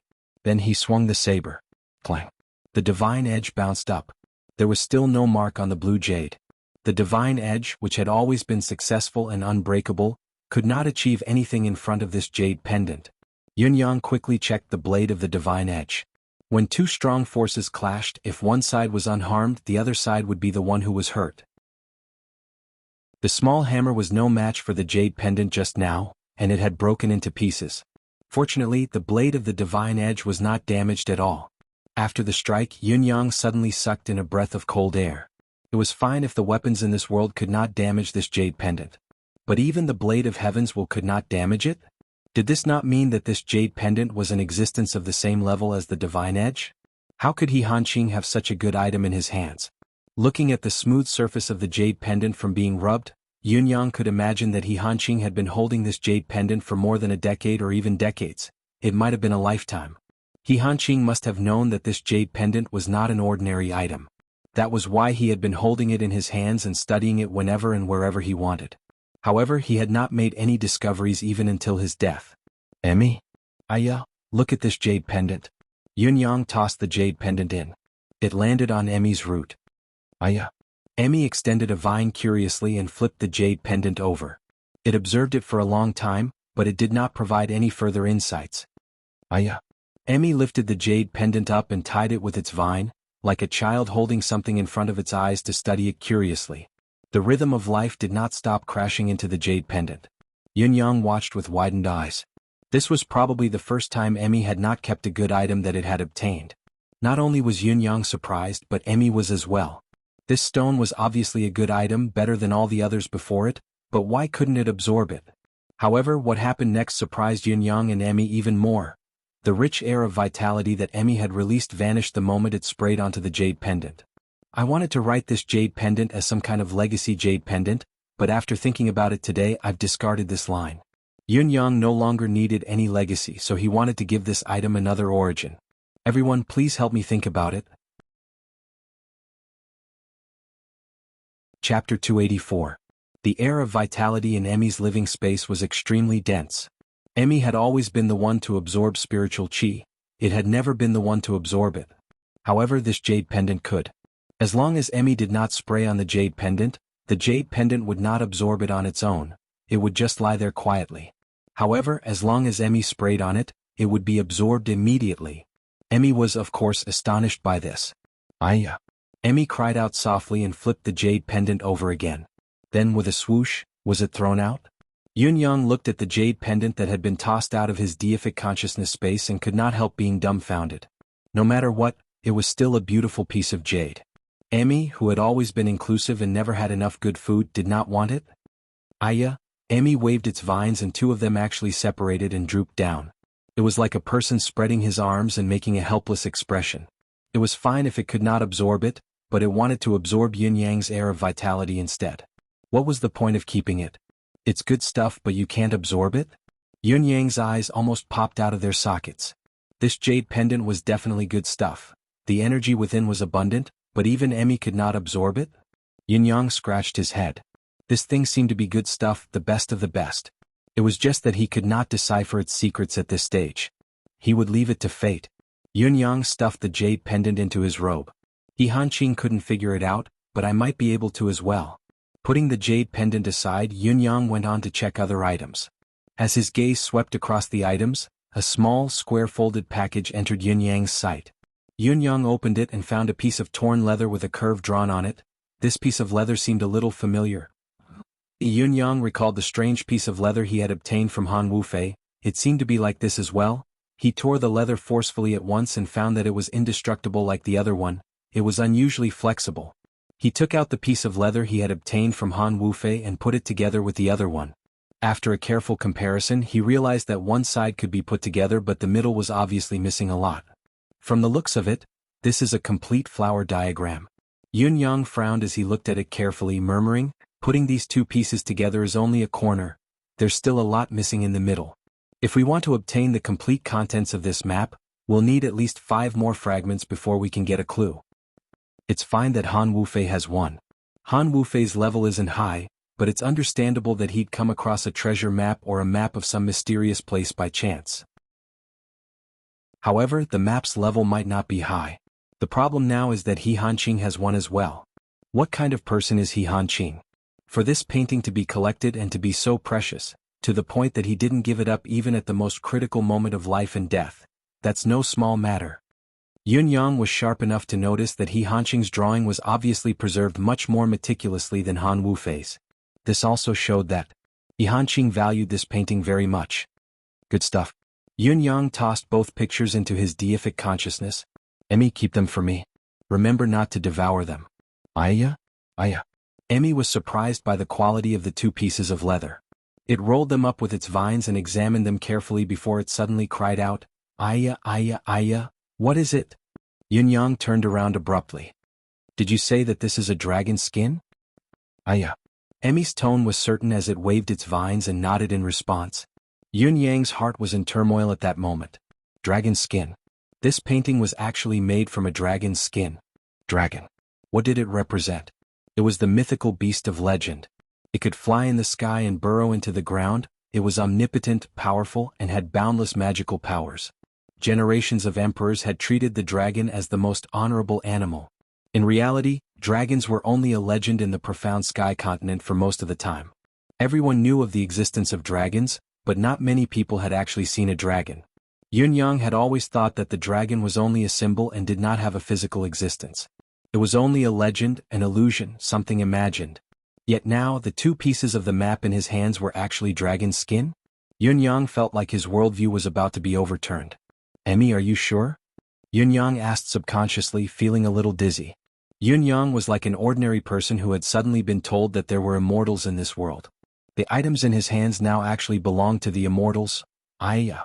Emmy was displeased that Yun-Yang was doubting it.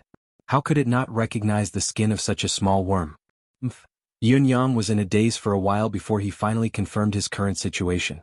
This was a dragon's skin. A map made from a dragon's skin. Then what was hidden inside? What kind of person could kill a dragon? Not only did he slay the dragon, he had even skinned it? To use the dragon's skin to make a map was a reckless waste of God's gift. Think about it, if the dragon's skin was made into a leather armor, who could harm it? This person had only made a map. Suddenly Yun-Yang felt like a huge treasure had fallen on his head. It's still a little far from the secret now. I have to wait until the other maps are found as well. Yun-Yang stroked his chin, indulging in his fantasies.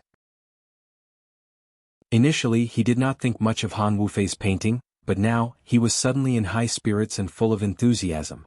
On this very night, in Tiantang City's Tiantang Square, a high table was suddenly placed in front of the 9 statues, with a human head placed on it. The owner of the head was He Hanqing. Beside it was a large piece of red cloth, dripping with ink, listing He Hanqing's various crimes from top to bottom. The Four Seasons Tower's Supreme Lord Spring Frost had infiltrated the Empire of Yutong for many years. How he had plotted against the 9 Supremes, how he had plotted and planned, how he had done so.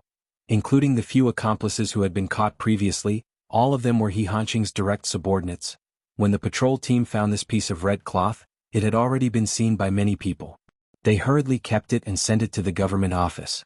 The news had already spread. The imperial court was in an uproar. Early the next morning, the atmosphere during the morning assembly seemed to have frozen solid. His Majesty was enraged, unable to contain his anger. The crimes listed on this piece of red cloth were only the tip of the iceberg.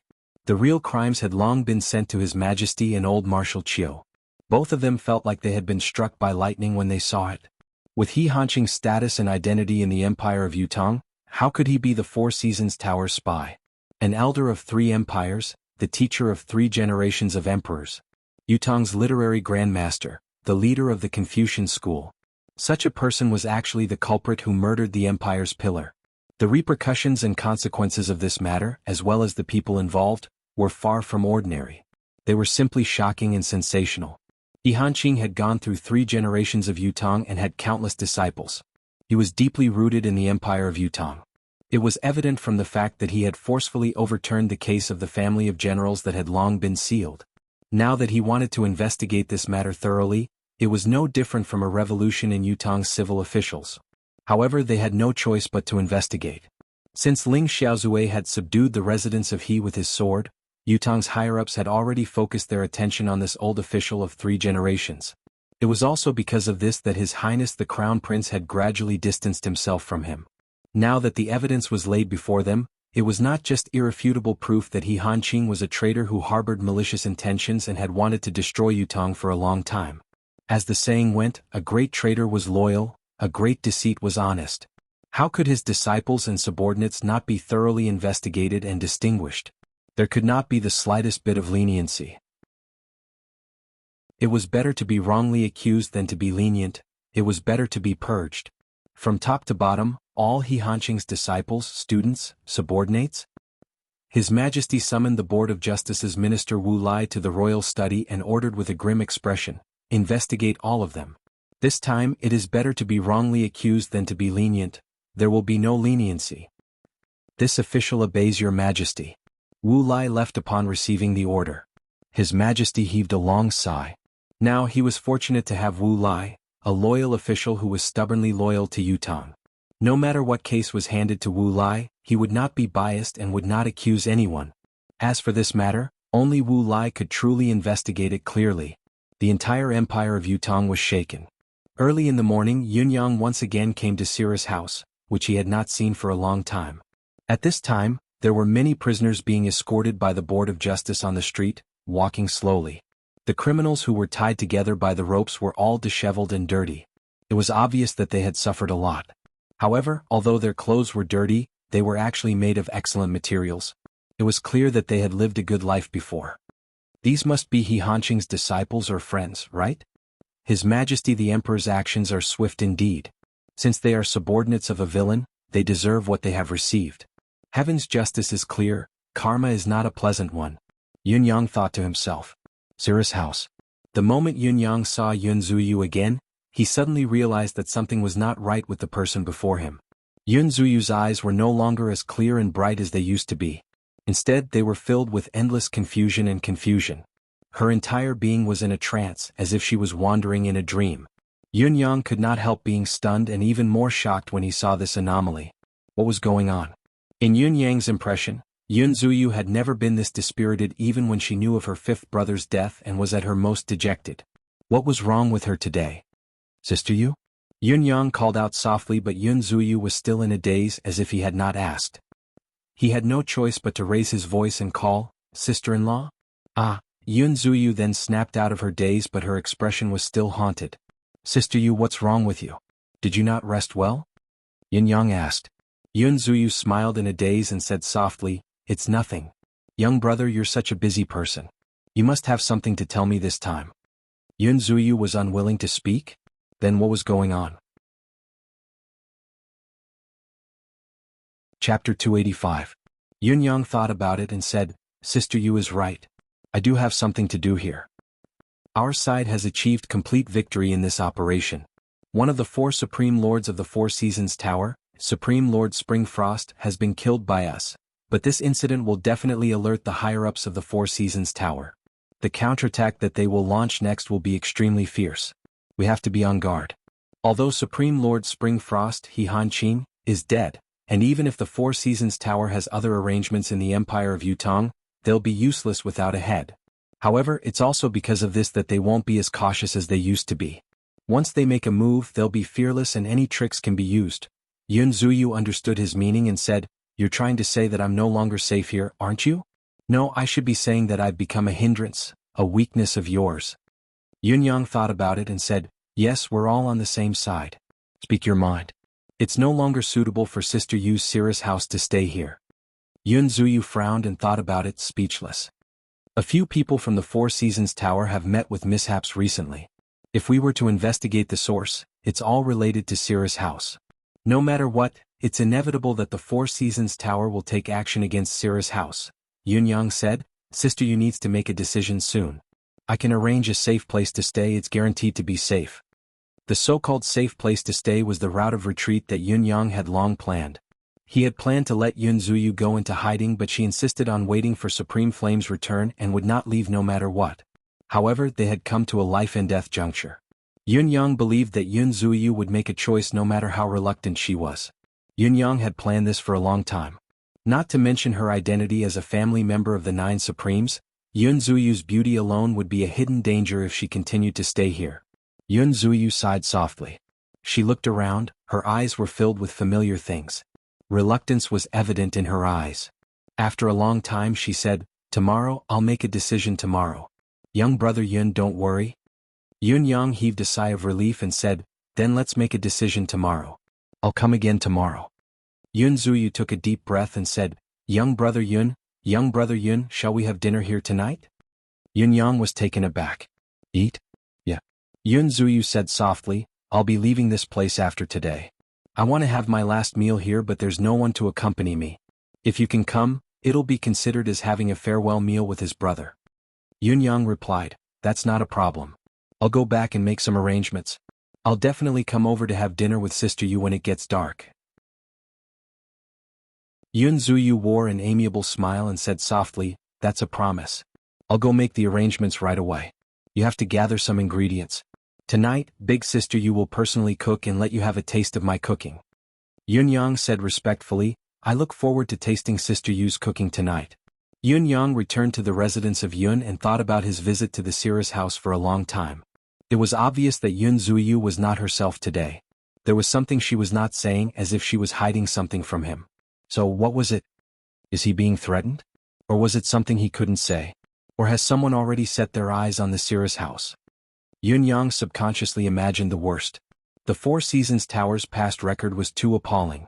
It was hard to imagine their reach in all aspects unless one had personally experienced it. One could not even imagine when the Four Seasons Tower would make a move. Yun Yang dared not think too optimistically. No matter what, he believed that he would know everything when he attended the banquet at the Cirrus house tonight. Yun Yang even had a hunch that the dinner tonight would be anything but ordinary. However, he was not the least bit afraid. Even if he knew that it was a dangerous place, he had to go tonight. Even if Yun Zuyu really did something disadvantageous to him due to some unavoidable difficulty, Yun Yang would not blame her. No matter what it is, no matter who it is, as long as it's not at the level of Mr. Nian or Ling Xiaozue, those unpredictable and undefeatable masters. It's not an easy task to capture me or kill me. Yun Yang was confident that he had made full preparations to deal with all possible variables. It was evening when the lanterns were first lit. Yun Yang arrived at the Cirrus house on time as promised. When he was in the Cirrus house, Yun Yang suddenly realized that the place was empty. As far as he could see, there were only 2 people left in the entire Cirrus house: Yun Zuyu and Qing Shanxue. The rest of the people in the Cirrus house were nowhere to be seen. It could be imagined that Yun Zuyu must have dismissed everyone else during the period of time after Yun Yang had left. After Yun Zuyu and Qing Shanxue brought Yun Yang in, they closed the door of the Cirrus house. Yun Yang followed Yun Zuyu into the hall with a smile. His actions were the same as usual, but his eyes were scanning the surroundings, looking for any trace of difference from the past. Many of the chairs that were usually scattered around the hall had disappeared. In the huge hall, there was only a small round table in the center. Yun Zuyu and Qing Shanxue were dressed in white, with no ornaments on their bodies. It was a home style. Yun Zuyu smiled like a flower. Tonight is a family banquet. Schwenner and I will personally cook all the dishes. They are all our specialties, ha. Qing Shanxue laughed as well. Yun Yang smiled and said, "Then, this young brother is really going to have a feast like I said during the day. I'm afraid only this young brother can enjoy such a blessing in this world, having both sisters cook and serve me personally." Yun Zuyu smiled sweetly. However, when he saw the table prepared by the 2 of them with his own eyes, even though Yun Yang was mentally prepared, he did not expect the richness of the meal to be at such an extreme level. The extravagance in it was probably the pinnacle of this world. Yun Yang believed that even if it was the inner court of the palace, it would be impossible for His Majesty the Emperor to prepare such a table of delicacies in the imperial kitchen. Young brother, as the saying goes, food is the most important thing to the people and porridge comes first. The ingredients of this fragrant fish porridge are jade bamboo rice of the northern region, soul pearl of the southern sea flying spiritual fish, and lingji mushroom of the snow mountain. Try it. The first dish had shocked Yun Yang. Jade bamboo rice of the northern region? Soul pearl of the flying spiritual fish? Lingji mushroom of the snow mountain? It was just an ordinary fragrant fish porridge, but it actually used these 3 exceptionally precious ingredients. The jade bamboo rice of the northern region was a rare specialty of the northern region. The entire northern region only produced a few dozen caddies of it every year. Only the elders of the northern region's super sects had the right to enjoy it. Not to mention ordinary people, even the royal family of the northern region could hardly enjoy it. Yun Yang had only heard of its name in the past. He did not expect to have the opportunity to taste this legendary rice. As for the flying spiritual fish of the southern sea, it was a rare fish in this world, an anomaly among fishes. This fish could grow to 1,000 feet in length when it matured, and only the soul of the flying spiritual fish would truly take shape and be sealed in its innate fish pearl. It was also where the essence of the entire flying spiritual fish resided. It was already difficult to deal with such a giant fish that was 1,000 feet long. What was even more difficult was that once the fish pearl was broken, not only would the flying spiritual fish perish instantly, its soul would also vanish into thin air. Only by forcefully subduing and capturing this fish alive could one possibly obtain the fish pearl. However, among the 3 ingredients, the most precious one was the last one, the lingji mushroom of the snow mountain. It would be a huge mistake to think that the lingji mushroom of the snow mountain was the essence of the lingji mushroom of the snow mountain. Because the lingji mushroom of the snow mountain was definitely not the essence of the lingji mushroom in the ordinary sense. Instead, it was necessary to gather 99 stalks of snow mountain jade mushroom that were more than 1,000 years old and help them evenly absorb the essence of the sun and moon. Then, the medicinal power of all the jade mushroom of the snow mountain would be gathered together and cultivated with a secret method, turning it into a living creature with spirituality and a soul. Finally, the soul essence of the living creature would be extracted, and that would be the final lingji mushroom of the snow mountain. The lingji mushroom of the snow mountain and the soul pearl of the flying spiritual fish were both rare and wonderful items. If they were put together, the effect of each could be catalyzed by 10 times, and then completely turned into spiritual power. The assistance to a martial artist could be said to be unimaginably huge. It could enhance the body, meridians, soul, and xian qi of the user in all aspects. However, these 2 rare and wonderful items could not be easily combined together. A third item must be added to carry and harmonize them in order to bring out the full effect of the 2. The jade bamboo rice of the Northern Territory was the best carrier to carry these 2 wonderful items. In other words, all the aforementioned powers were actually in this small bowl of sticky porridge. Even if the user's cultivation base was limited, the portion that could not be completely absorbed would not dissipate and be lost. It would only be melted into the meridians and dantian, and would continue to be effective as the cultivation base advanced in the future. Just this bowl of porridge alone was enough to make even an expert like Ling Xiaozue drool over it, praising it as a unique priceless treasure in this world. And this was only the first dish that Yun Zuyu had served tonight. Young brother, are you dumb? Hurry up and eat it, it won't taste good when it gets cold. Yun Zuyu urged. Yun Yang smiled and picked up the bowl without hesitation, drinking the entire bowl of porridge in one gulp. He was still wondering if Yun Zuyu was being blackmailed or if there was something else going on with the unusual atmosphere of the meal. Perhaps there was something else in the food like poison. However, even if there was poison, Yun Yang would drink it all without hesitation. He could only beat her at her own game to lure out the possible mastermind and save Yun Zuyu from her current predicament. Therefore, even if it was a bowl of poison wine, he would still drink it all without hesitation, much less a bowl of fish-fragrant porridge. However, he did not find anything unusual after drinking it down his throat. He could not help but feel puzzled. Such a precious item could be said to be something rarely seen in this world for tens of thousands of years. If there was really something strange, if there was an enemy, how could it be taken out just for him to eat? You're writing? Yes, I'm writing. You shouldn't be writing. But I'm already writing. The setting sun was like blood, the land was vast. Two silhouettes were dragged long by the setting sun. Since you're writing, you should know one thing. Oh? Month date. Month? Date? That's right. If a person who writes doesn't know the month and date, wouldn't he deserve to die? Deserve to die? That's right. It's already the end of the month. You can't see the moon when you raise your head. So what? You should be begging for monthly votes. I'm begging? But they all say that I'm missing chapters and won't give them to me. You don't understand? I don't understand? That's right. You have to know that you're missing chapters. Makes sense. What's more, you're so handsome. Yes. So you should. Chapter 286. At the very least, Yun Zuyu herself would not be able to do it. Yun Yang even dared to say that even Ling Xiaozue might not be able to produce such a precious ingredient. However, someone was still stirring up trouble now, wanting him to eat this bowl of porridge. It was already a done deal, there was no turning back. What was the purpose of this? A trap? There did not seem to be a need for such extravagant treatment. He was already here and his cultivation base was not very high. With Yun Zuyu holding him back, using poison as an outside tactic had already fallen into a disadvantageous position. It was a disgrace to say that it was really inappropriate. However, if the person who set the trap was one of his own, it was even more illogical. If he knew someone who could do something so extravagant, he would not have overlooked it. If this bowl of porridge was genuine, even an expert like Ling Xiaozue might not be able to get his hands on it even after 180 years. It was more likely that he would not be able to get it even after a lifetime. Yun Yang's mind was a mess, feeling as if he was in a fog. He had no idea what to do and he was powerless to respond. Young brother Yun, have a sip of the soup after the porridge. This is the brain of the divine clam of the North Sea, brewed with the mystical spiritual pearl. The soup is fresh and spicy, but the portion is a little small. Young brother, you must not dislike it. Dislike it? Judging by the ingredients alone, it was another dish that was not inferior to the flying spiritual fish in Ganoderma essence just now. Yun Yang's eyes that were already wide open grew even wider, almost popping out of their sockets. It was another legendary dish. If it was paired with the porridge just now, it could complement each other. 1 + 1 = 3. It's too extravagant, too grand. Yun Yang sighed as he guffawed, gulping it down again. In spite of this, it seemed to be too early to lament about the extravagance and grandeur.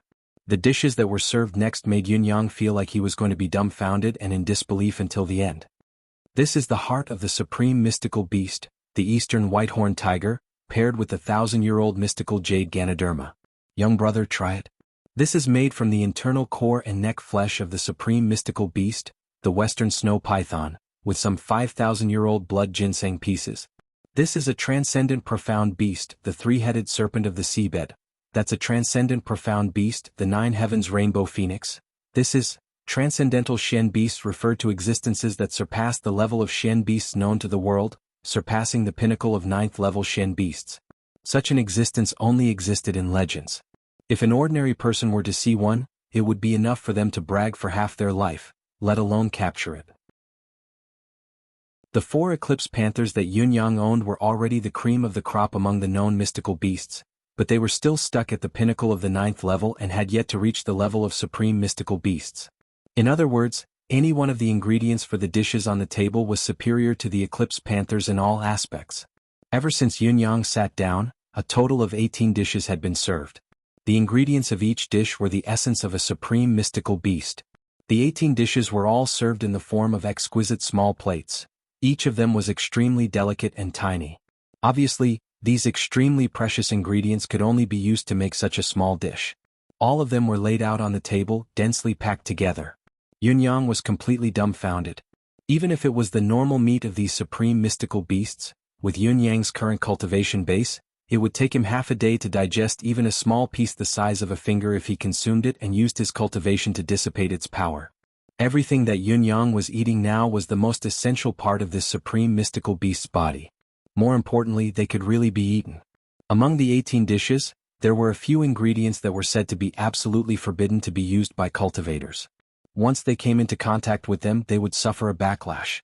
However, Yun Zuyu explained them one by one, saying that those that were originally inedible had been cooked with other treasured ingredients and could definitely be eaten now. Not only could they be eaten, they were delicious, and the medicinal effect of the ingredients would not be weakened even after eating them. In fact, it was even strengthened. This meant that the medicinal effect of all the supreme mystical beast ingredients that had been cooked was no longer violent and difficult to tame, but it was long and mellow. While Yun Yang was gorging himself, the endless medicinal effect would be stored in his body. There was no possibility of a sudden explosion or backlash. If everything was as Yun Zuyu said, this meal would be a great help to Yun Yang's cultivation journey. However, Yun Yang still dared not believe it. Everything else aside, just from the analysis of what Yun Zuyu had said, the power involved in the 18 dishes was enough to destroy any empire in Tianshan continent 3 times over.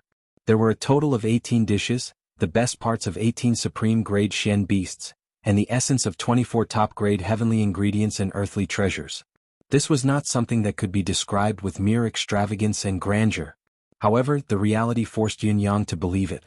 The effect of the food that he had eaten had already begun to take effect, although the effect that Yun Yang could absorb now was not even 1,000th of the current one. However, the rest of the massive energy was not wasted or lost. All of it was quietly dormant in his body. When he cultivated in the future, he would be able to extract it bit by bit and use it for his own use. After confirming the current reality, Yun Yang came to another terrifying conclusion. After eating this meal, his entire body would turn into a treasure. Even if he were to pee after drinking too much, that pee could elevate a 7th-level mystical beast to 8th level.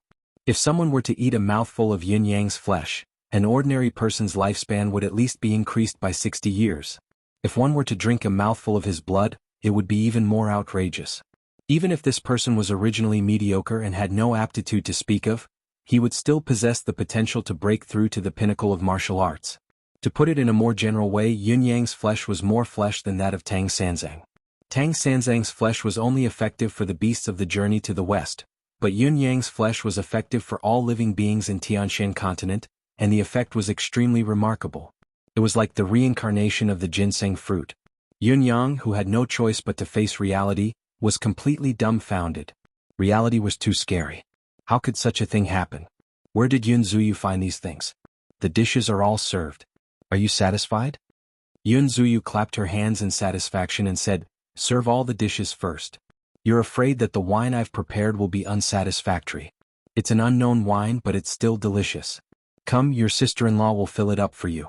You must drink a few more cups, just take it as giving your sister-in-law face." The jade bottle in Yun Zuyu's hand was not large in size, its design simple and unadorned. It looked like the wine inside was at most 2 caddies. When the wine was poured out, it was viscous, so viscous that the wine was poured in a straight line, almost dripping into the wine cup drop by drop. What was most unique was that there was not a hint of wine aroma spilling out throughout the entire process. This was rather bizarre. No matter how unsatisfactory the wine was, there should be some wine aroma spilling out. However, Yun Yang had long noticed that the moment the wine was poured out of the bottle, there was an invisible barrier that automatically surrounded the wine that was poured out, sucking it tightly, preventing the wine aroma from spilling out. Could this be the legendary spiritual chi barrier? Only this kind of spiritual chi barrier that only existed in legends could protect the wine's taste and effect, preventing it from spilling out. Yun Yang's eyeballs almost popped out of their sockets. This wine was unsatisfactory? Sister you're too humble. Wasn't he being modest to the point of hypocrisy? Just the spiritual chi barrier and the fact that the wine aroma did not overflow had already indicated that this was a legendary, unique wine. Throughout the entire Tianshan continent, it had been many years since anyone had actually seen it, and no one had actually brewed such an exquisite wine. This was because this wine already had a soul. Only a wine with a soul could have such a unique situation. It had an autonomous body, the spiritual chi had turned into a barrier to protect itself, preventing the wine aroma from dissipating. 3 cups of wine were filled in an instant. The cup in front of Yun Yang was filled to the brim, almost an inch above the rim of the cup. It was trembling, but it remained high, not a single drop spilling out. This was truly the legendary exquisite wine. If the lack of wine aroma from before was not enough proof, this example of not overflowing after the cup had been filled was further proof. As for the cups in front of Yun Zuyu and Qing Shanxue, they were only slightly filled. Young brother, please. Yun Zuyu raised her cup. Yun Yang frowned. The quality of this wine was too good, even better than the many dishes on the table. How was this unsatisfactory? It was simply incomparable, or perhaps it was too satisfactory, far exceeding the scope of one's expectations.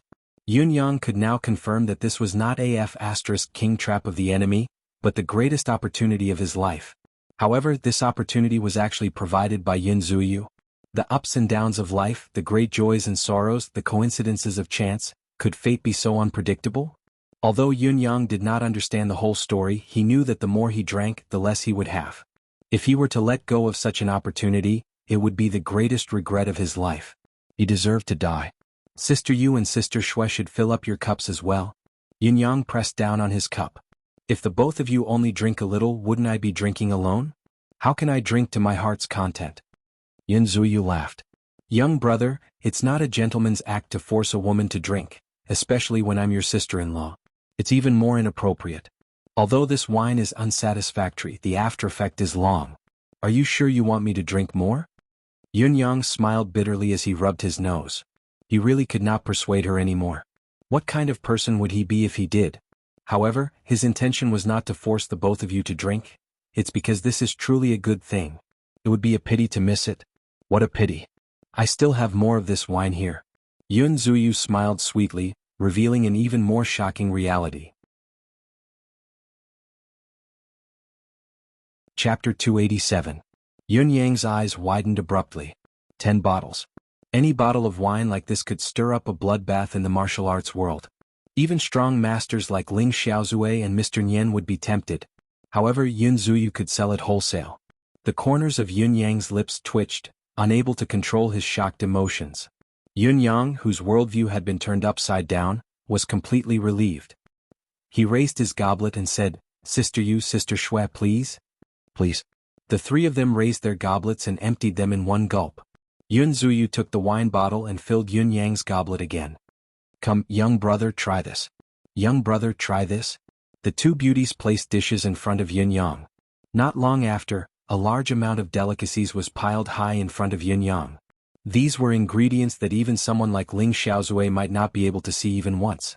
Now they were piled high on Yun Yang's plate, almost touching the tip of his nose. You guys eat too. Don't just let me eat. Yun Yang smiled helplessly. Alright, let's eat together. The 3 of them chatted as they ate. Yun Zuyu talked about her past, which was a rare occurrence from when she was young to now. Qing Shanxue, on the other hand, began to talk about her experience in music theory. Yun Yang was also talking about some strange stories, making the 2 girls laugh from time to time. In short, the atmosphere was extremely harmonious. Yun Yang could clearly feel that with each mouthful of these dishes, his foundation grew stronger. This feeling of strengthening persisted for a long time, as if it was a boundless ocean that had no end. Aya, in the deific consciousness space, Amy was already extremely delighted. How could mere dancing for joy be able to describe his current feelings of joy? He was directly flustered and at a loss for what to do. He was so overjoyed that he didn't even know who he was. Such a massive amount of energy was eaten into Yun Yang's stomach. Of course, Amy absorbed it secretly. could not help itself. There was so much good stuff. In the beginning, Amy was still absorbing it sneakily, bit by bit, afraid of being discovered by Yin Yang. However, as the medicinal energy that entered Yin Yang's body grew stronger, Amy began to absorb it with all its might. It was wonderful. So delicious. How blissful. Even if he would be scolded and punished by Yin Yang, he had to eat his fill. After all, there was no telling how long it would take Yin Yang to absorb such a massive amount of medicinal power. It was more important for him to do his best to help Yin Yang digest it. However, no matter how hard Amy tried, no matter how much it swallowed, the tide-like energy continued to surge into his deific consciousness space. It could not be reduced no matter how much it was consumed. Furthermore, the energy in Yin Yang's body did not decrease at all. Instead, as Yin Yang continued to consume food and wine, the potential benefits he gained grew. Yin Yang did not feel any reluctance because he could confirm that the spiritual energy provided by all the ingredients today had been completely integrated by the strange wine.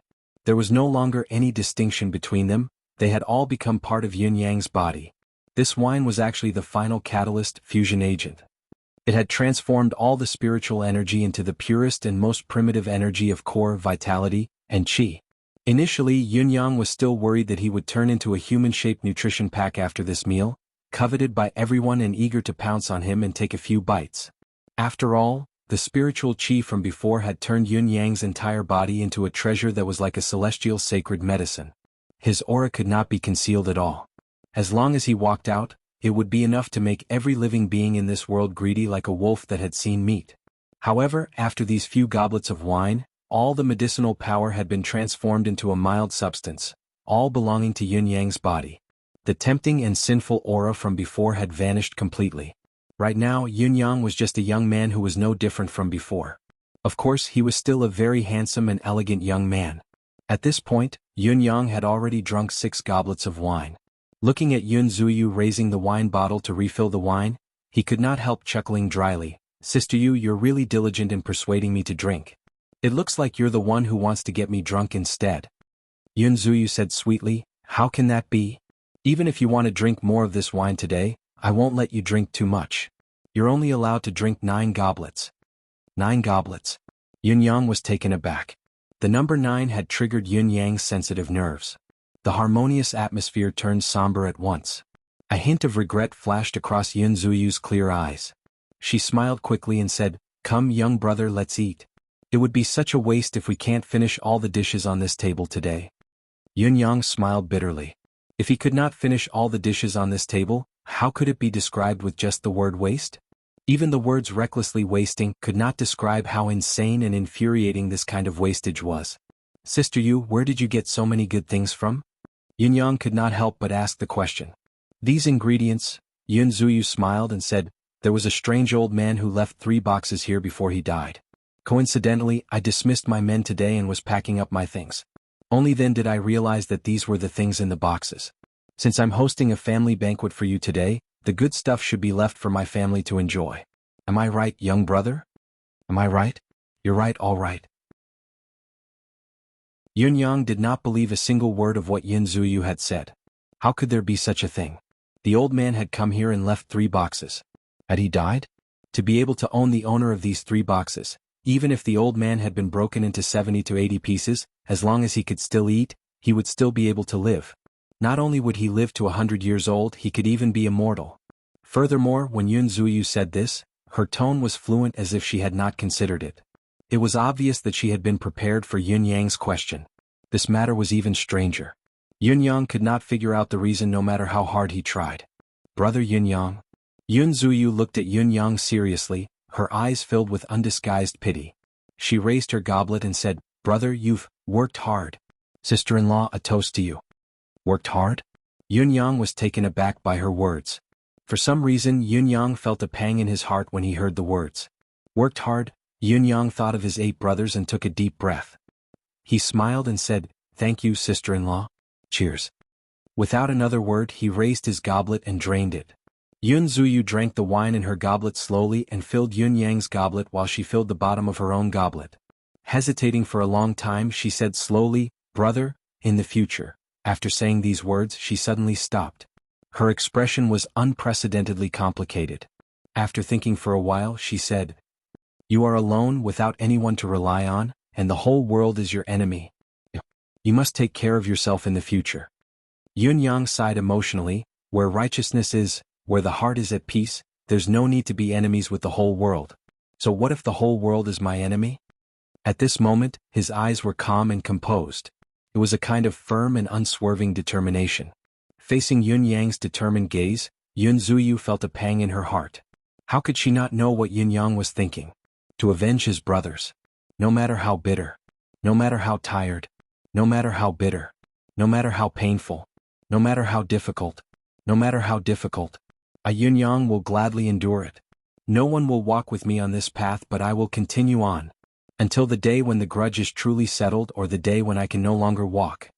Young brother Yun, I am grateful for your care during this period of time. Yun Zuyu raised her goblet with a smile. I propose a toast to you. Don't say that, sister-in-law. Yun Yang said sincerely, Fifth brother's family is my family. We are a family. He smiled faintly and said, I'm only afraid that I didn't take good care of you. Yun Zuyu felt a pang in her heart. She could not help but take a deep breath. Young brother, he was shouldering too much. Her eyes reddened and the tip of her nose stung, almost tearing up. However, she held it back immediately and raised her goblet with a smile, clinking it with Yun Yang and draining it. You must take care of yourself, Yun Zuyu murmured in her heart. Yun Zuyu and Qing Shanxue ate a few mouthfuls of food and both of them stroked their stomachs. They were full, they did not want to eat any more. Obviously, the few mouthfuls of food were already the limit of their endurance. If it were not for the suppression of the exquisite wine, both of them would have followed Yun Yang's footsteps and become human-shaped nutrition packs, the best of the best. Yun Zuyu was still urging Yun Yang to finish all the dishes on the table. Although the 18 dishes were exquisite and the portion of each dish was extremely small, Yun Yang's tummy was almost protruding out after eating all of them. After all, the legend of Yun Yang's gluttony had long passed. Even if the gluttony was still there, a single mouthful of the delicacies today would be enough to satiate his insatiable appetite. Indeed, times had changed and the world was unpredictable. After drinking 9 goblets of wine, Yun Zuyu did not pour any more. However, Yun Zuyu still refused to answer all of Yun Yang's questions. This made Yun Yang feel like there was a huge mystery in his heart. Tomorrow afternoon I'll come and fetch sister-in-law to move. I didn't know that sister-in-law's cooking is so delicious. I'll have to disturb sister-in-law from time to time when I'm free in the future, Yun Yang said. Very well. Yun Zuyu looked at Yun Yang deeply. Sister-in-law will wait for you tomorrow afternoon. When Yun Yang stood up to leave, Yun Zuyu suddenly thought of something and said, Oh right, young brother, move all these wines back. I don't want to break it when I move tomorrow. Move all of them back? Yun Yang frowned. Sister-in-law, these wines are priceless treasures. It's fine if they've never appeared before. Now that they've appeared, if they continue to stay here with me, even if it's only for one night. Yun Zuyu smiled bitterly. Who knows, they might become the source of trouble. Move them back and move them over to me after you've made the necessary arrangements. Good wine is only for our family anyway. Yun Yang thought about it and agreed. In Yun Yang's opinion, there was actually no need to be so careful if it was only for one night. However, since Yun Zuyu had said so, there was indeed such a hidden danger. If Yun Yang did not move, it would seem like he did not care about Yun Zuyu and Yun Yang's safety. As for the secret of these dishes, it was fine if Yun Zuyu did not want to talk about it. There was still plenty of time in the future anyway. He believed that Yun Zuyu would tell him one day. Even if she did not say it, it was fine. Just like what Yun Zuyu had said, they were family. It was not a bad thing for family to have their own little secrets. To be able to obtain such an outcome today had far exceeded Yun Yang's initial expectations. No, it should be said that it was too good, too outrageous. After all, the more mysterious or even powerful Yun Zuyu was, the happier Yun Yang would be. Yun Yang carried the wine out of Sira's house. Yun Zuyu heaved a soft sigh of relief, as if she had let go of all her worries. Residence of Yun. Wuyin, how's the arrangement of the place? It's done. How's the secrecy? What I want is absolute safety. Don't worry, boss. No one will be able to find out about that place. I have 100% confidence in this. That's great. When you help them move tomorrow, still be careful of safety. Don't leave any traces behind. It's all been arranged. The decoy team has been arranged as well. There are more than a dozen of them. For safety's sake, Fang Mafei and Lao Mei will hide in the dark and keep an eye on all suspicious people. No mistakes are allowed in this matter. It's better to kill the wrong person than to let them go. Yes. Yun Yang came to Bai Ishua's room again. Brother Bai, I need your help tomorrow. I haven't recovered from my previous injuries yet. Also, I'm very resistant to your requests. Each time you ask for help, I have to face one or more powerful enemies that I can't handle. I'm not sick, I don't want to torture myself. Bai Ishua protested, rolling his eyes. Tomorrow's matter is very important. Yun Yang said seriously, as long as tomorrow's matter is settled, everything that happened between us will be written off. From then on you can go wherever you like. Bai Ishua pondered for a moment. Yun Yang said, other than that, I will give you 1,000,000 silver taels and 100 pieces of rare metal. Alright, deal. Even if I have to face another tough opponent, I'll accept it. I don't think so. Hide in the dark tomorrow? Bai Ishua's eyes widened. You're willing to pay such a huge price for such a small matter? Are you crazy? Or is there a trap in this? If there really is, tell me so I can be mentally prepared, alright? Yun Yang said, just tell me if you're doing it or not. Don't King talk nonsense. Do it. If there's a mistake, Bai Ishua, you know? If there's still a mistake in this matter, I'll go eat *T myself. You said it yourself? I'm still curious though. That girl should be very important to you, right? Otherwise, isn't the price you're paying for such a small matter a little too high? Bai Ishua's gossipy nature was surprisingly strong. Yun Yang gave him a sideways glance. Can't I have too much money to burn? What's it to you? Bai Ishua was speechless. Suddenly he had the urge to punch Yun Yang's face. Do you know that you're asking for a beating by saying such things in front of me, a person who's borrowed money from you? Do you really think I don't dare to *CK you up? Alright, I really don't dare. That night, silence reigned. Suddenly, boom. A sudden explosion jolted all the sleepers in Tiantang City awake from their dreams. Countless people's ears were temporarily deafened by the explosion. Their ears buzzed, their heads spun, and they were stunned for a long time. Many people who were closer to the source of the explosion were jolted off their beds and fell to the ground, disoriented.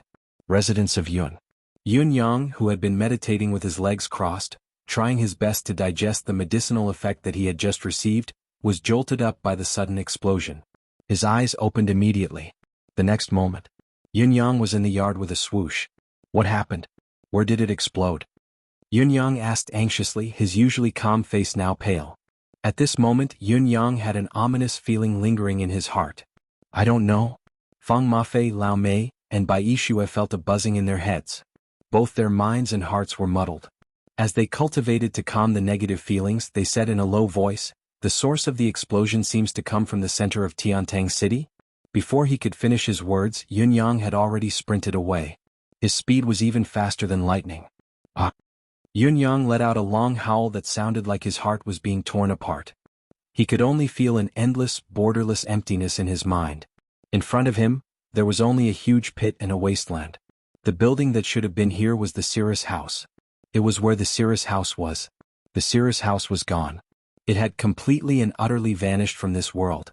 All that was left was a ground of debris, a scene of devastation. Yun Yang fell to the ground. His eyes were filled with despair as he stared at the wasteland in front of him. For a moment he was grief-stricken. He had thought that he would never experience the heart-wrenching pain of losing his 8 brothers again. Unexpectedly, he was experiencing it once more now, even more intensely and unforgettably. The last time, he had been powerless and trapped together. He could not save them even if he wanted to. But this time, right now, how could it be like this? Where was the Cirrus House? It was gone. Thoroughly and completely gone. Disappeared without a trace. The biggest debris was only the size of a human head. If there was someone inside, one could only imagine the fate of that person. His gaze focused on the huge pit in front of him. Yun Yang's mind was blank. At this moment, his expression was horrifying, his eyes almost bursting. The surroundings of the Cirrus House were already filled with people who had come here for curiosity. Everyone was looking at the wasteland with a horrified gaze. Of course, they were also looking at Yun Yang, who was amidst the wasteland. Yun Yang's current state was the most unusual one there was. However, Yun Yang was no longer bothered by it. He did not care about his loss of composure and the consequences it might cause. He recalled what Shui Wuyin had said earlier, I've planted enough explosives under this house to blow up a lake. Shui Wuyin had said it as if it was true and his tone was sincere, as if he had really set it up. If Yun Yang had not made up his mind and had his cloud manifestation to see through the truth, he might have believed it. Thinking back on it, however, to plant enough explosives under a house to blow up a lake. How many explosives would that have to be planted? This sentence was simply a threat that could not be realized. I'll be damned if I really believed it. But now it had actually come true. It had only been one night, yet such a heavy amount of explosives had been planted under the seer's house, enough to flatten the entire place and blow up a huge pit? Or perhaps it was not explosives. But what kind of expert would be able to do such a thing? Yun Yang felt that his soul had been shattered into pieces, dancing in the air. He could not think for a long time. He was trembling, his eyes filled with disbelief as he stared blankly in front of him, his entire body frozen. After a long time, Yun Yang roared and dashed into the wasteland. Where is he?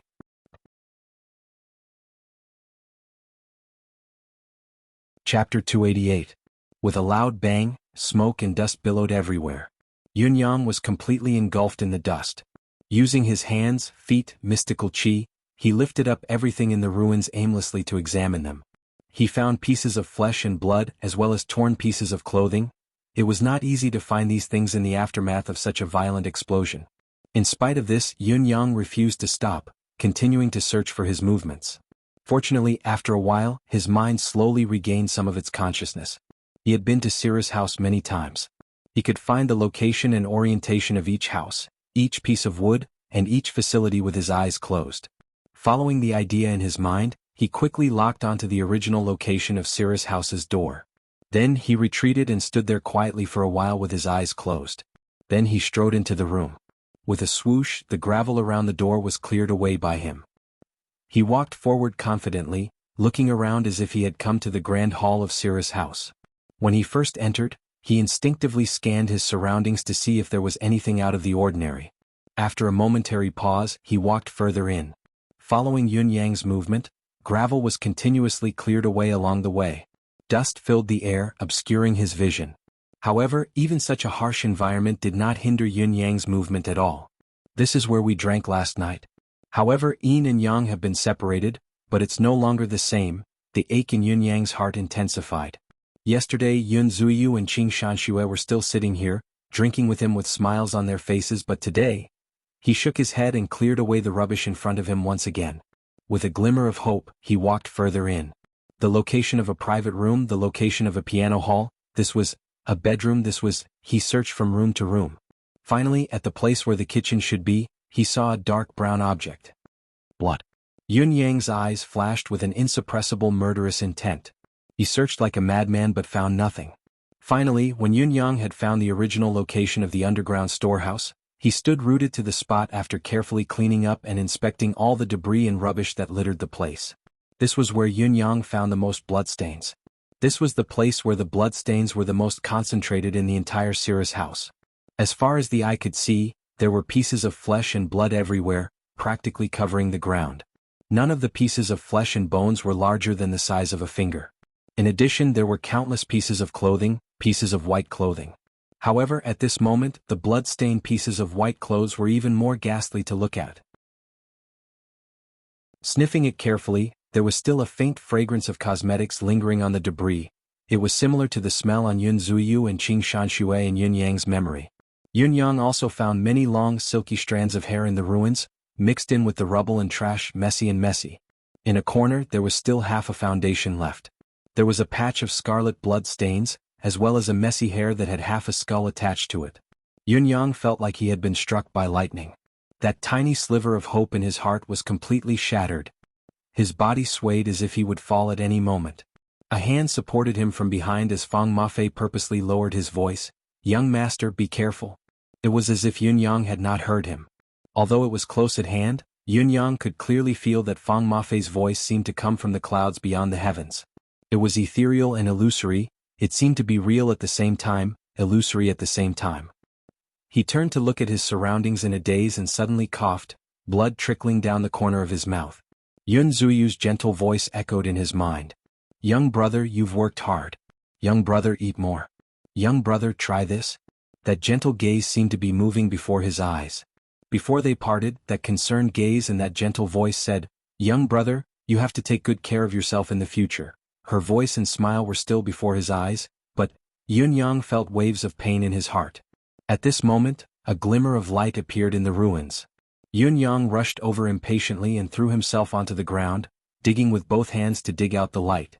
It was like he was holding his last hope in his hands. It was a piece of jade. Although it was only a piece of jade, it was still warm and bright. Yun-yang could not help but think of a pair of hands. Yun Zuyu's hands.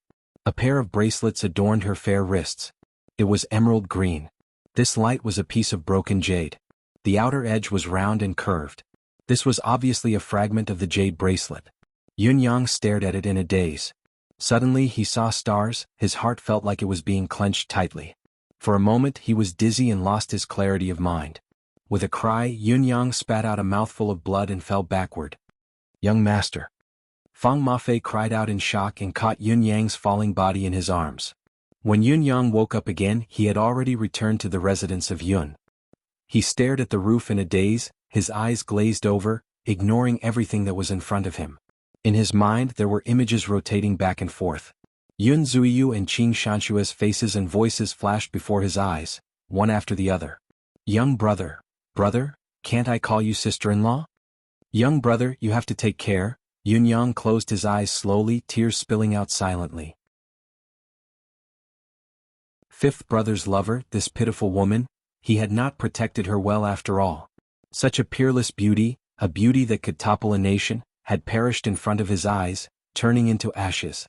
Yun-yang thought of the meal from last night, of Yun Zuyu's words, of Yun Zuyu's strange expressions yesterday. Could it be that she had already sensed something? Every word from last night sounded like a normal, everyday conversation, but upon careful consideration, each word was filled with a deeper meaning. Each word was filled with the taste of parting. Not only was it a temporary separation at this moment, it was more like they would never see each other again in this lifetime. He gritted his teeth, but the throbbing pain in his heart could not be contained. If I had taken Sister Yu away last night without a care in the world, none of this would have happened today. Thinking of this, the regret in Yun-yang's heart was almost boiling. I'm so stupid. Such an obvious abnormality. The dishes that were served last night are a huge point of suspicion. Yun-yang had a sliver of hope in his heart. Maybe Sister Yu is not dead yet? However, thinking of the hair in the cellar, the scattered flesh and blood, the tattered white clothes, the shattered jade bangle, the faintly familiar fragrance, all of these had shattered Yun-yang's fantasy mercilessly time and time again. All of you deserve to die. Yun-yang suddenly sprung up, his eyes bloodshot. After spitting out another mouthful of blood, he roared and turned into a gust of wind, vanishing from the residence of Yun. Young master. Fang Mafei and Lao Mei were shocked to see this and quickly chased after him out of the door. However, there was no trace of the wind outside. Yun-yang, who had fallen into an unprecedented state of rage, was running at top speed. There was only a piercingly cold, murderous intent in his heart. He only wanted to kill. There had never been a time like now when he wanted to kill someone. His heart was filled with rage and sorrow. He could no longer care about anything else. The so-called scruples, considerations, deliberations, all of these were no longer in his eyes, no longer in his heart. Fifth brother, I've let you down. I didn't protect sister-in-law well. I've let you down. Yun-yang felt like the blood in his body was about to explode. He had almost lost his ability to think. There was only a strong desire for revenge. A gust of wind blew into the palace in the dark night before dawn. Whoosh whoosh whoosh. In the palace, the minister of imperial household, Jiang Zhong, was bent over, carefully inspecting the work of his subordinates in the palace. He was meticulous and his attitude was proper. He was like a dutiful old man, doing everything to the best of his ability within the scope of his authority. It was the same every day. Because of this, His Majesty had always been at ease with him. In the crook of his arm, a white horsetail whisk rested lightly on it. It was clean and tidy without a speck of dust. His footsteps were slow, and his feet were dragging on the ground, making a scratching sound. It was as if he was too old to lift his feet. However, wherever the scratching sound reached, the eunuchs and guards couldn't help but puff out their chests and put on a dutiful expression.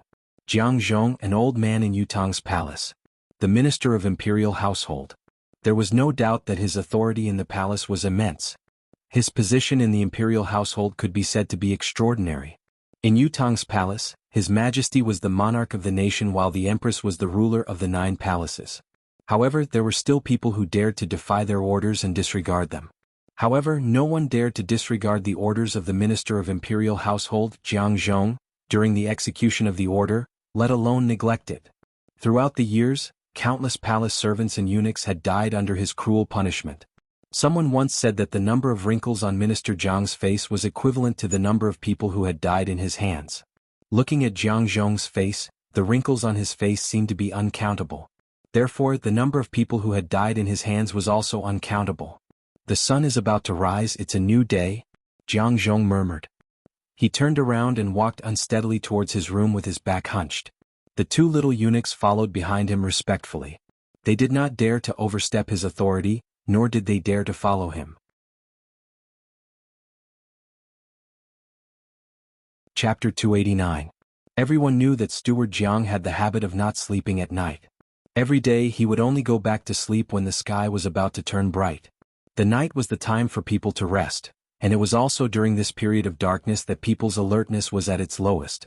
However, Jiang Zhong's strange habit had ensured that there had never been any changes in the Yutang Palace during the night for many years.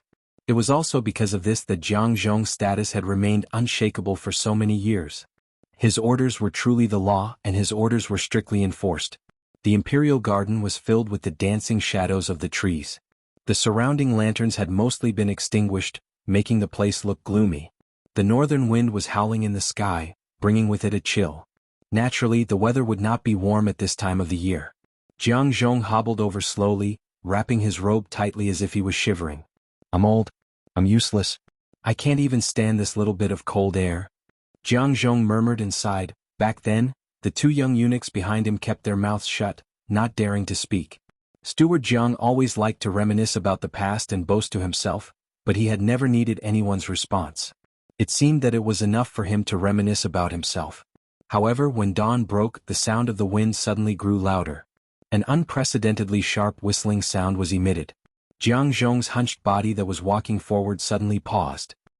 He lifted his head abruptly and looked at the sky. His old, blurry eyes suddenly shone with a brilliant light.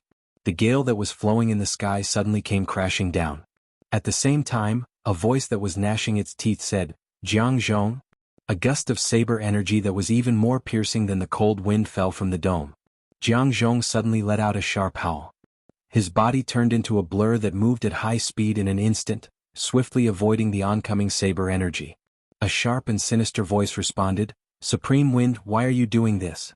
Why are you attacking the Imperial Palace?" Swoosh. A gust of saber energy slashed across, and Jiang Zhong's robe was suddenly torn open. Blood dripped. Jiang Zhong let out a shrill howl. His body suddenly shook and split into dozens of human figures, shuttling back and forth in the air. Although he was clearly the only one moving, the dozens of figures in the field all showed high-speed trajectories, and then gave rise to countless afterimages. In an instant, wherever the figures went, it was as if there were thousands of horses galloping in a group. The wind was still howling, and the green whirlwind in the sky was like a raging dragon that could overturn rivers and seas. It was full of a violent aura, and its killing intent was boundless. Jiang Zhong seemed to be trying his best to dodge the attacks, but in fact, only the first strike was too sudden and unexpected, causing him to be injured. Following that, under Supreme Wind's intensive attacks that were like a thunderstorm, he was safe and sound without a scratch. Even though his clones were crushed one by the saber light, he was moving at an even faster speed, creating even more illusory clones. "Lord Supreme Wind?" Jiang Zhong howled as he dodged. "Why? What are you trying to do?" The sound of the wind was getting more and more violent, and its momentum was getting more and more ferocious. However, there was no response to Jiang Zhong's question. Streaks of saber radiance struck down from the night sky like thunderbolts and lightning amidst the howling wind. This extremely sharp and dense murderous aura caused everyone in the Imperial Palace to feel a chill run down their spines. Supreme Wind's anger was extremely obvious. It had reached an unimaginable level. In the inner court of the palace, countless Imperial guards swarmed over. However, when they saw that the one who was attacking Jiang Zhong was actually Supreme Wind of the Nine Supremes, all of them turned pale with fright. No one dared to act recklessly. However, a question arose in everyone's mind. What was going on? During the public trial of Yang Buotao's case, the name of the Nine Supremes had reappeared in the world and greatly boosted Yutang's low morale. This time, Supreme Wind of the Nine Supremes had abruptly arrived and his target was the people in the palace. The reason for this made one's imagination run wild. Could it be that the palace had also been infiltrated by Yutong's enemy, and the current target was Yutong's majordomo of the imperial palace, Jiang Zhong? A person of such high status and power was actually Yutong's enemy? The lantern flickered as His Majesty came from afar with many guards. How could His Majesty still be able to sleep after such a huge commotion? Especially when he heard that it was related to the 9 Supreme Wind's actions, he naturally put on his robe at once and rushed to the scene of the incident. Along the way he was still buttoning his cotton robe, his footsteps hurried and his face was filled with urgency. Is it really Supreme Wind? There was no need to ask this question anymore, no need to confirm it. His Majesty had already seen the shadow that was circling and whistling in the air. There was also the saber light that kept striking down like a thunderbolt. The aura of extreme rage, the murderous intent of extreme brutality. Everything that was seen before him was extreme and irreversible. His Majesty was overwhelmed with shock as he saw the situation. Previously, when the 9 Heavens dictum was eradicating spies, His Majesty had always wanted to help, but he had never been able to. Most importantly, the 9 Heavens dictum had never caused a ruckus in the palace. Now they were fighting in the palace so brazenly, and it was Supreme Wind himself who was the target. This was something that would never have happened in the past. Thinking about it, His Majesty's face suddenly turned pale. Jiang Zhong. This time, the target of Supreme Wind's attack was actually the majordomo of the imperial palace, the old man who had almost watched him grow up? How could it be him? How could it be him? Compared to Jiang Zhong, even he Han Qing, the teacher of 3 generations of emperors and an old official of several dynasties, seemed insignificant. This old man who had accompanied His Majesty for his entire life was actually a spy as well? An impostor? What could be more horrifying than this? The murderous intent that Supreme Wind displayed now could be said to have permeated heaven and earth. His raging emotions had infected everyone present. Such rage and such an attitude pointed to this point. Could it be, as Jiang Zhong dodged the attack, he cried out in grief, "Lord Supreme Wind, what is going on?" Jiang Zhong felt aggrieved by everything that had happened. He had a cultivation base of the 9th peak pinnacle, a top-notch expert who was only a step away from 10th perfection. With his cultivation base, as long as he was not up against those so-called super experts who had reached the heaven realm, he had the confidence to stay alive or even win. However, it was only today that he could not even retaliate when facing Supreme Wind. He could only dodge. Although the real cultivation base of the person before him was not very high, perhaps not even at the 8th peak, he dared not make any reckless moves. This was because the person before him was Supreme Wind, one of the 9 Supremes. If he dared to retaliate, he would be charged with treason immediately and would never be able to clear his name. Did he not see that the imperial guards around him were densely packed but none of them made a move? It should be known that these imperial guards were usually submissive and obedient to him, and no one dared to disobey him. But now they were all staring at him with vigilance and suspicion, and a faint murderous intent could be seen everywhere. Obviously, in these people's hearts, those who Supreme Wind dealt with must be guilty of the most heinous crimes. Since you, Jiang Zhong, were being targeted by Supreme Wind, there must be a reason. Supreme Wind wanted you dead, then you must die. There was no need for evidence, no need for a trial, it was just like that. Did you not see that even His Majesty the Emperor was only watching from afar when he arrived? He did not have the intention to order them to stop or ask for an explanation. There was not even a chance to ask for the reason. It was at this moment that Jiang Zhong finally realized the influence of the 9 Supremes in this country. Their words and actions were even more effective than an imperial edict. Even though he did not retaliate, it did not mean that Yun Yang would be merciful. The other party's murderous intent was overflowing, his heart filled with grief and resentment. He attacked with all his might, wanting to kill the person before him completely, crushing his bones and obliterating his soul. Your Majesty. Your Majesty, Jiang Zhong had no choice but to cry for help. This old servant is innocent. This old servant is innocent. His Majesty the Emperor stood there quietly, his deep eyes watching the scene before him. He said faintly, "Pass on my verbal order, no one is allowed to act recklessly. Those who dare to disturb the battle shall be killed without mercy." After this order was issued, the guards and imperial army became even more motionless. Intentionally or unintentionally, they formed a large encirclement around Wang Chong. It was obvious that they were guarding against someone's escape. Then, who was it that they were guarding against? Who was that person? It went without saying. Jiang Zhong's heart was filled with helplessness. His Majesty looked at the scene. Jiang Zhong's unfathomable body movements, his never-before-seen miraculous cultivation method, his casual movements were able to evoke a blurry and bizarre scene of mystical qi and qi manifestation. The shock in his heart grew stronger and the fear in his heart increased exponentially. The Minister of Imperial Household, Jiang Zhong. He had never thought that Jiang Zhong's cultivation base would be so earth-shattering. Since he was a child, Jiang Zhong had been serving his father. When he was a toddler learning to walk, it was Jiang Zhong who supported him with one hand. Until now, he actually didn't know that this loyal and devoted old servant actually had such a profound martial arts cultivation. His Majesty the Emperor of Yutong Yupeiza was not an ordinary person. Other than his mystical qi cultivation base, he was also someone who knew what was good and what was bad. Although he did not know the cultivation method that Jiang Zhong had displayed, he was very clear about the level and standard of such a cultivation method. At least, experts of this level in the Empire of Yutong were rare.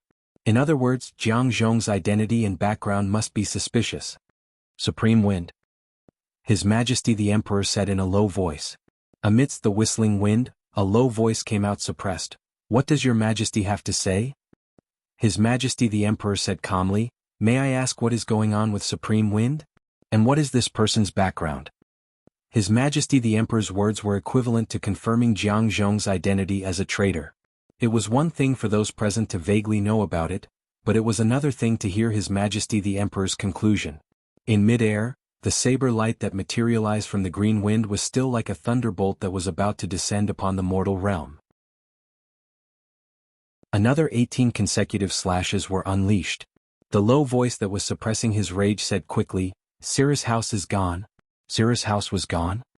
His Majesty the Emperor had been shaken by the violent explosion earlier, so he naturally knew about it. However, what was so special about Cirrus House that it was worthy of Supreme Wind's rage? Although the owner of Cirrus House, Yun Zuyu, was known to be the confidant of the unrivaled expert Ling Xiaozue, there was no evidence to prove it. Besides, perhaps Ling Xiaozue could take the lead in this matter, but what was the reason for Supreme Wind to do so? His Majesty the Emperor's question was answered in an instant. The owner of Cirrus House, Yun Zuyu, is a family member of the Nine Supremes. With a loud explosion, Cirrus House was reduced to ashes in an instant. Everyone was crushed into pieces. Yun Yang's voice was like an eerie wind that blew from hell. His Majesty the Emperor's pupils dilated to the maximum. Yun Yang had mentioned the fact that Cirrus House's Yun Zuyu was Supreme Flame's wife to the old marshal, but to ensure the confidentiality of the matter, the old marshal did not make it clear to His Majesty the Emperor. Therefore, His Majesty the Emperor had only just found out about it. Only the heavens knew how shaken His Majesty was when he heard this. A family member of the Nine Supremes? His Majesty the Emperor's originally tall and sturdy body trembled, his face turning pale. It was at this moment that he recalled something from the past. It was that time when he had a secret contact with the eldest prince, Supreme Earth. My son, although it's inappropriate for you to expose your identity as Supreme Earth, you're not young anymore. You have to think about your marriage. Even if you don't yearn for the throne or the monarch's power, it's still necessary to continue your bloodline. Don't worry, father. I know what I'm doing. What do you know? I haven't seen you do anything for so long. If you'd done something earlier, I wouldn't have said it in front of you. I'm only advising my son now as a father. Do you understand the difference? Supreme Earth hesitated then and said, I'm not completely pure. I even have someone I like. However, it's inappropriate for them to show themselves, so I can only wrong her. His Majesty the Emperor, who had gotten the answer he wanted, was naturally overjoyed. However, Supreme Earth did not give him a further answer even though the Emperor had interrogated him many times afterward. For this reason, His Majesty the Emperor felt helpless and pained. Because of him, he had mistreated his son and daughter-in-law. If there was a chance, he must find a chance to make it up to them properly. He had long reserved a sense of anticipation in his heart. Since his son had said that he had a lover, it was reasonable for him to have another adorable grandson. After all, it had not been a short time since he knew that his son had someone he liked. His Majesty the Emperor already had other grandchildren, but he had always had an inexplicable expectation towards the eldest prince's child. It was what he owed his eldest son. If it was possible, he would naturally compensate his grandson. His Majesty the Emperor had even thought of how to make it up to him. However, before His Majesty the Emperor could interrogate him about this, something had happened to Supreme Earth. As his son did not leave behind any relevant clues, his daughter-in-law might not even know that her husband was of royal blood. Thinking of this, His Majesty the Emperor could not help but beat his chest and stomp his feet. His grandson, who he did not know if he had, was even less likely to meet. Now he suddenly heard Supreme Wind speak from the air. The owner of Cirrus House, Yun Supreme Yu, is a family member of us 9 Supremes. The Cirrus House has been annihilated, everyone has been crushed.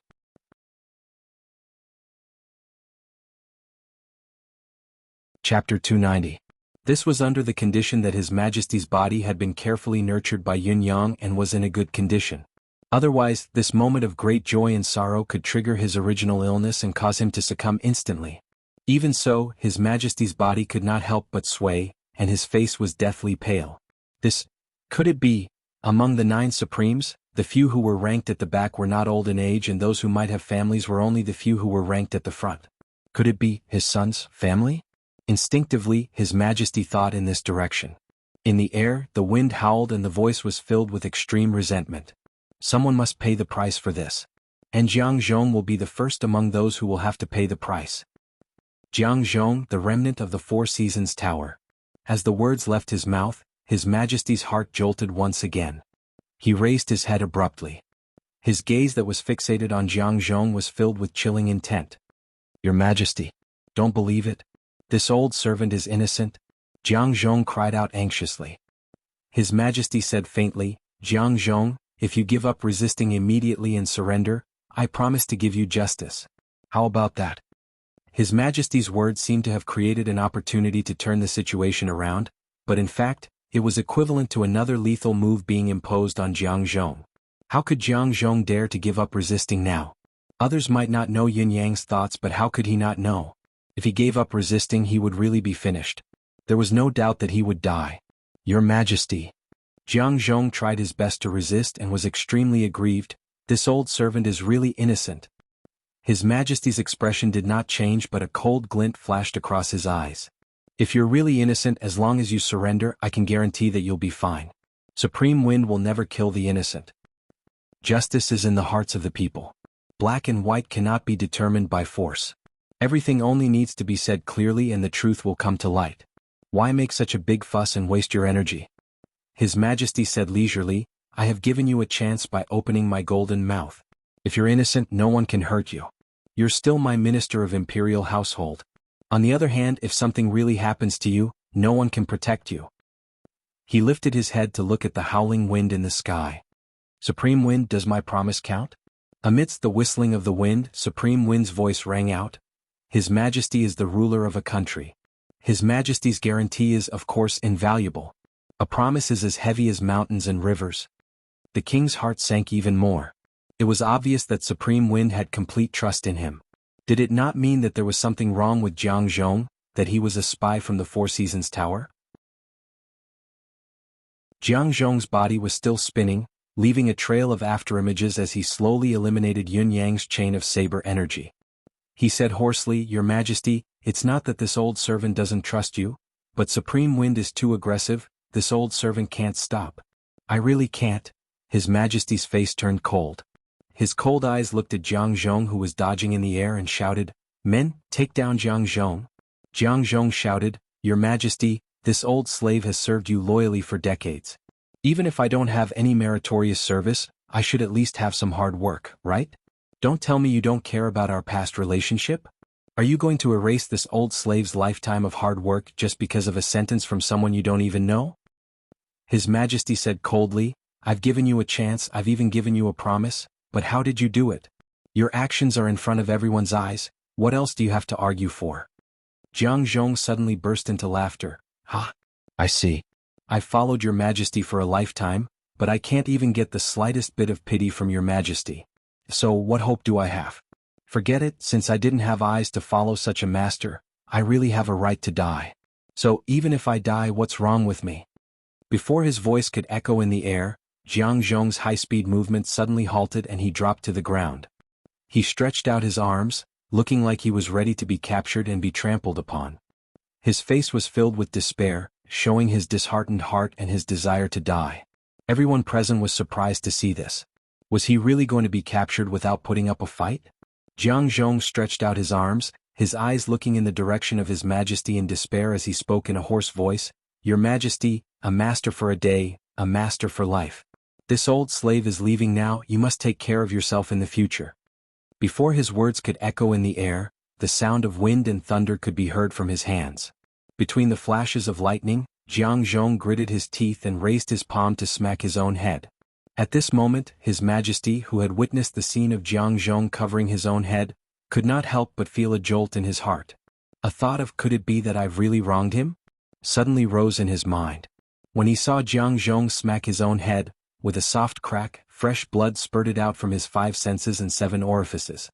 His body swayed and slowly fell to the ground. His Majesty was even more shaken. He could not help but take 2 steps forward. Even the guards who had been ordered to capture him had stopped in their tracks. Everyone's gaze was fixed on Jiang Zhong's body that had fallen into a pool of blood, their hearts filled with an indescribable confusion. Proving one's will with death? Could it be that His Majesty had really wronged him? Or could it be that Lord Supreme Wind had wronged him?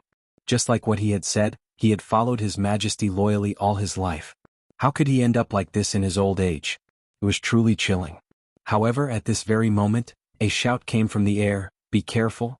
Along with that warning, a sharp whistling sound suddenly appeared in the field. Jiang Zhong, who had been lying on the ground, suddenly turned into a stream of light. With the power to cut through the air, he instantly broke through the obstruction of the 8 guards in front of him and rushed towards His Majesty's position. Both palms came in a menacing manner, like giant rocks that could split a mountain. Jiang Zhong knew that he would never be able to escape with his own strength. Even though he was not weak, facing the tight encirclement of the Imperial Guards who were as numerous as the clouds, only death awaited him. Therefore, he had put in so much effort to put on a tragic act of suicide and then waited for the right opportunity to attack the Emperor. This was the only way out. Only by holding the Emperor hostage would he have a trump card in his hands and be safe. As for the rest, he would think about it after he had this trump card in his hands. This sudden turn of events could be said to be beyond anyone's expectations. A person who had just died, a person who everyone had watched commit suicide, had actually launched an attack. This itself was already an extremely unexpected turn of events. Not to mention that the speed of the attacker's attack had far exceeded the scope of everyone's understanding. Jiang Zhong's act of self-mutilation was not an act. The blood that flowed out of his 7 orifices the moment he was struck was the activation of a secret skill, temporarily elevating his strength to a level that surpassed the limits of his strength. Jiang Zhong himself was already a cultivator at the peak of the 9th peak. Now that he had made a breakthrough, his strength had skyrocketed to the level of 10th perfection. His strength was so powerful that it was enough to surpass everyone present.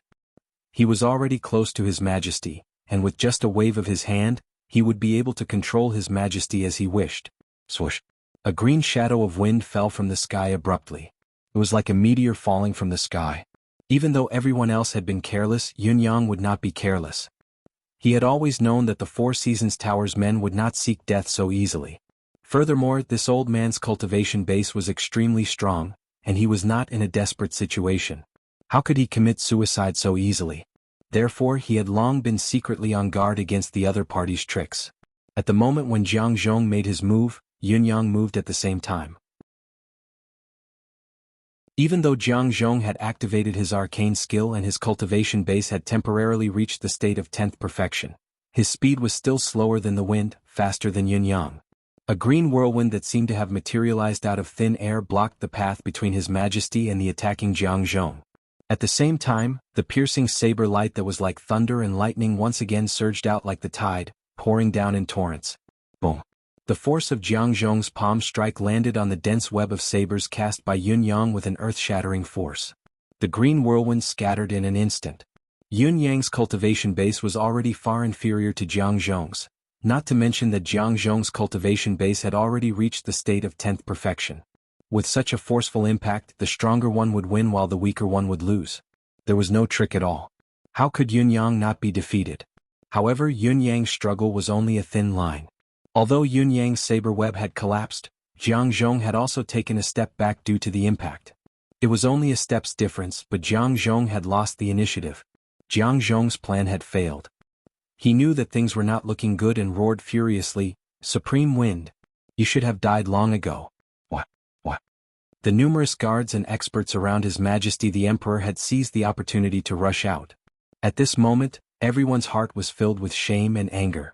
There were so many of them here, and the conclusion had already been made, but they were almost deceived by the old eunuch in front of them. Everyone's shameful anger was unprecedented. It was obvious that everyone had the intention to kill Jiang Zhong. If they did not kill this bastard, how could they vent their anger? How could they get rid of this layer of humiliation?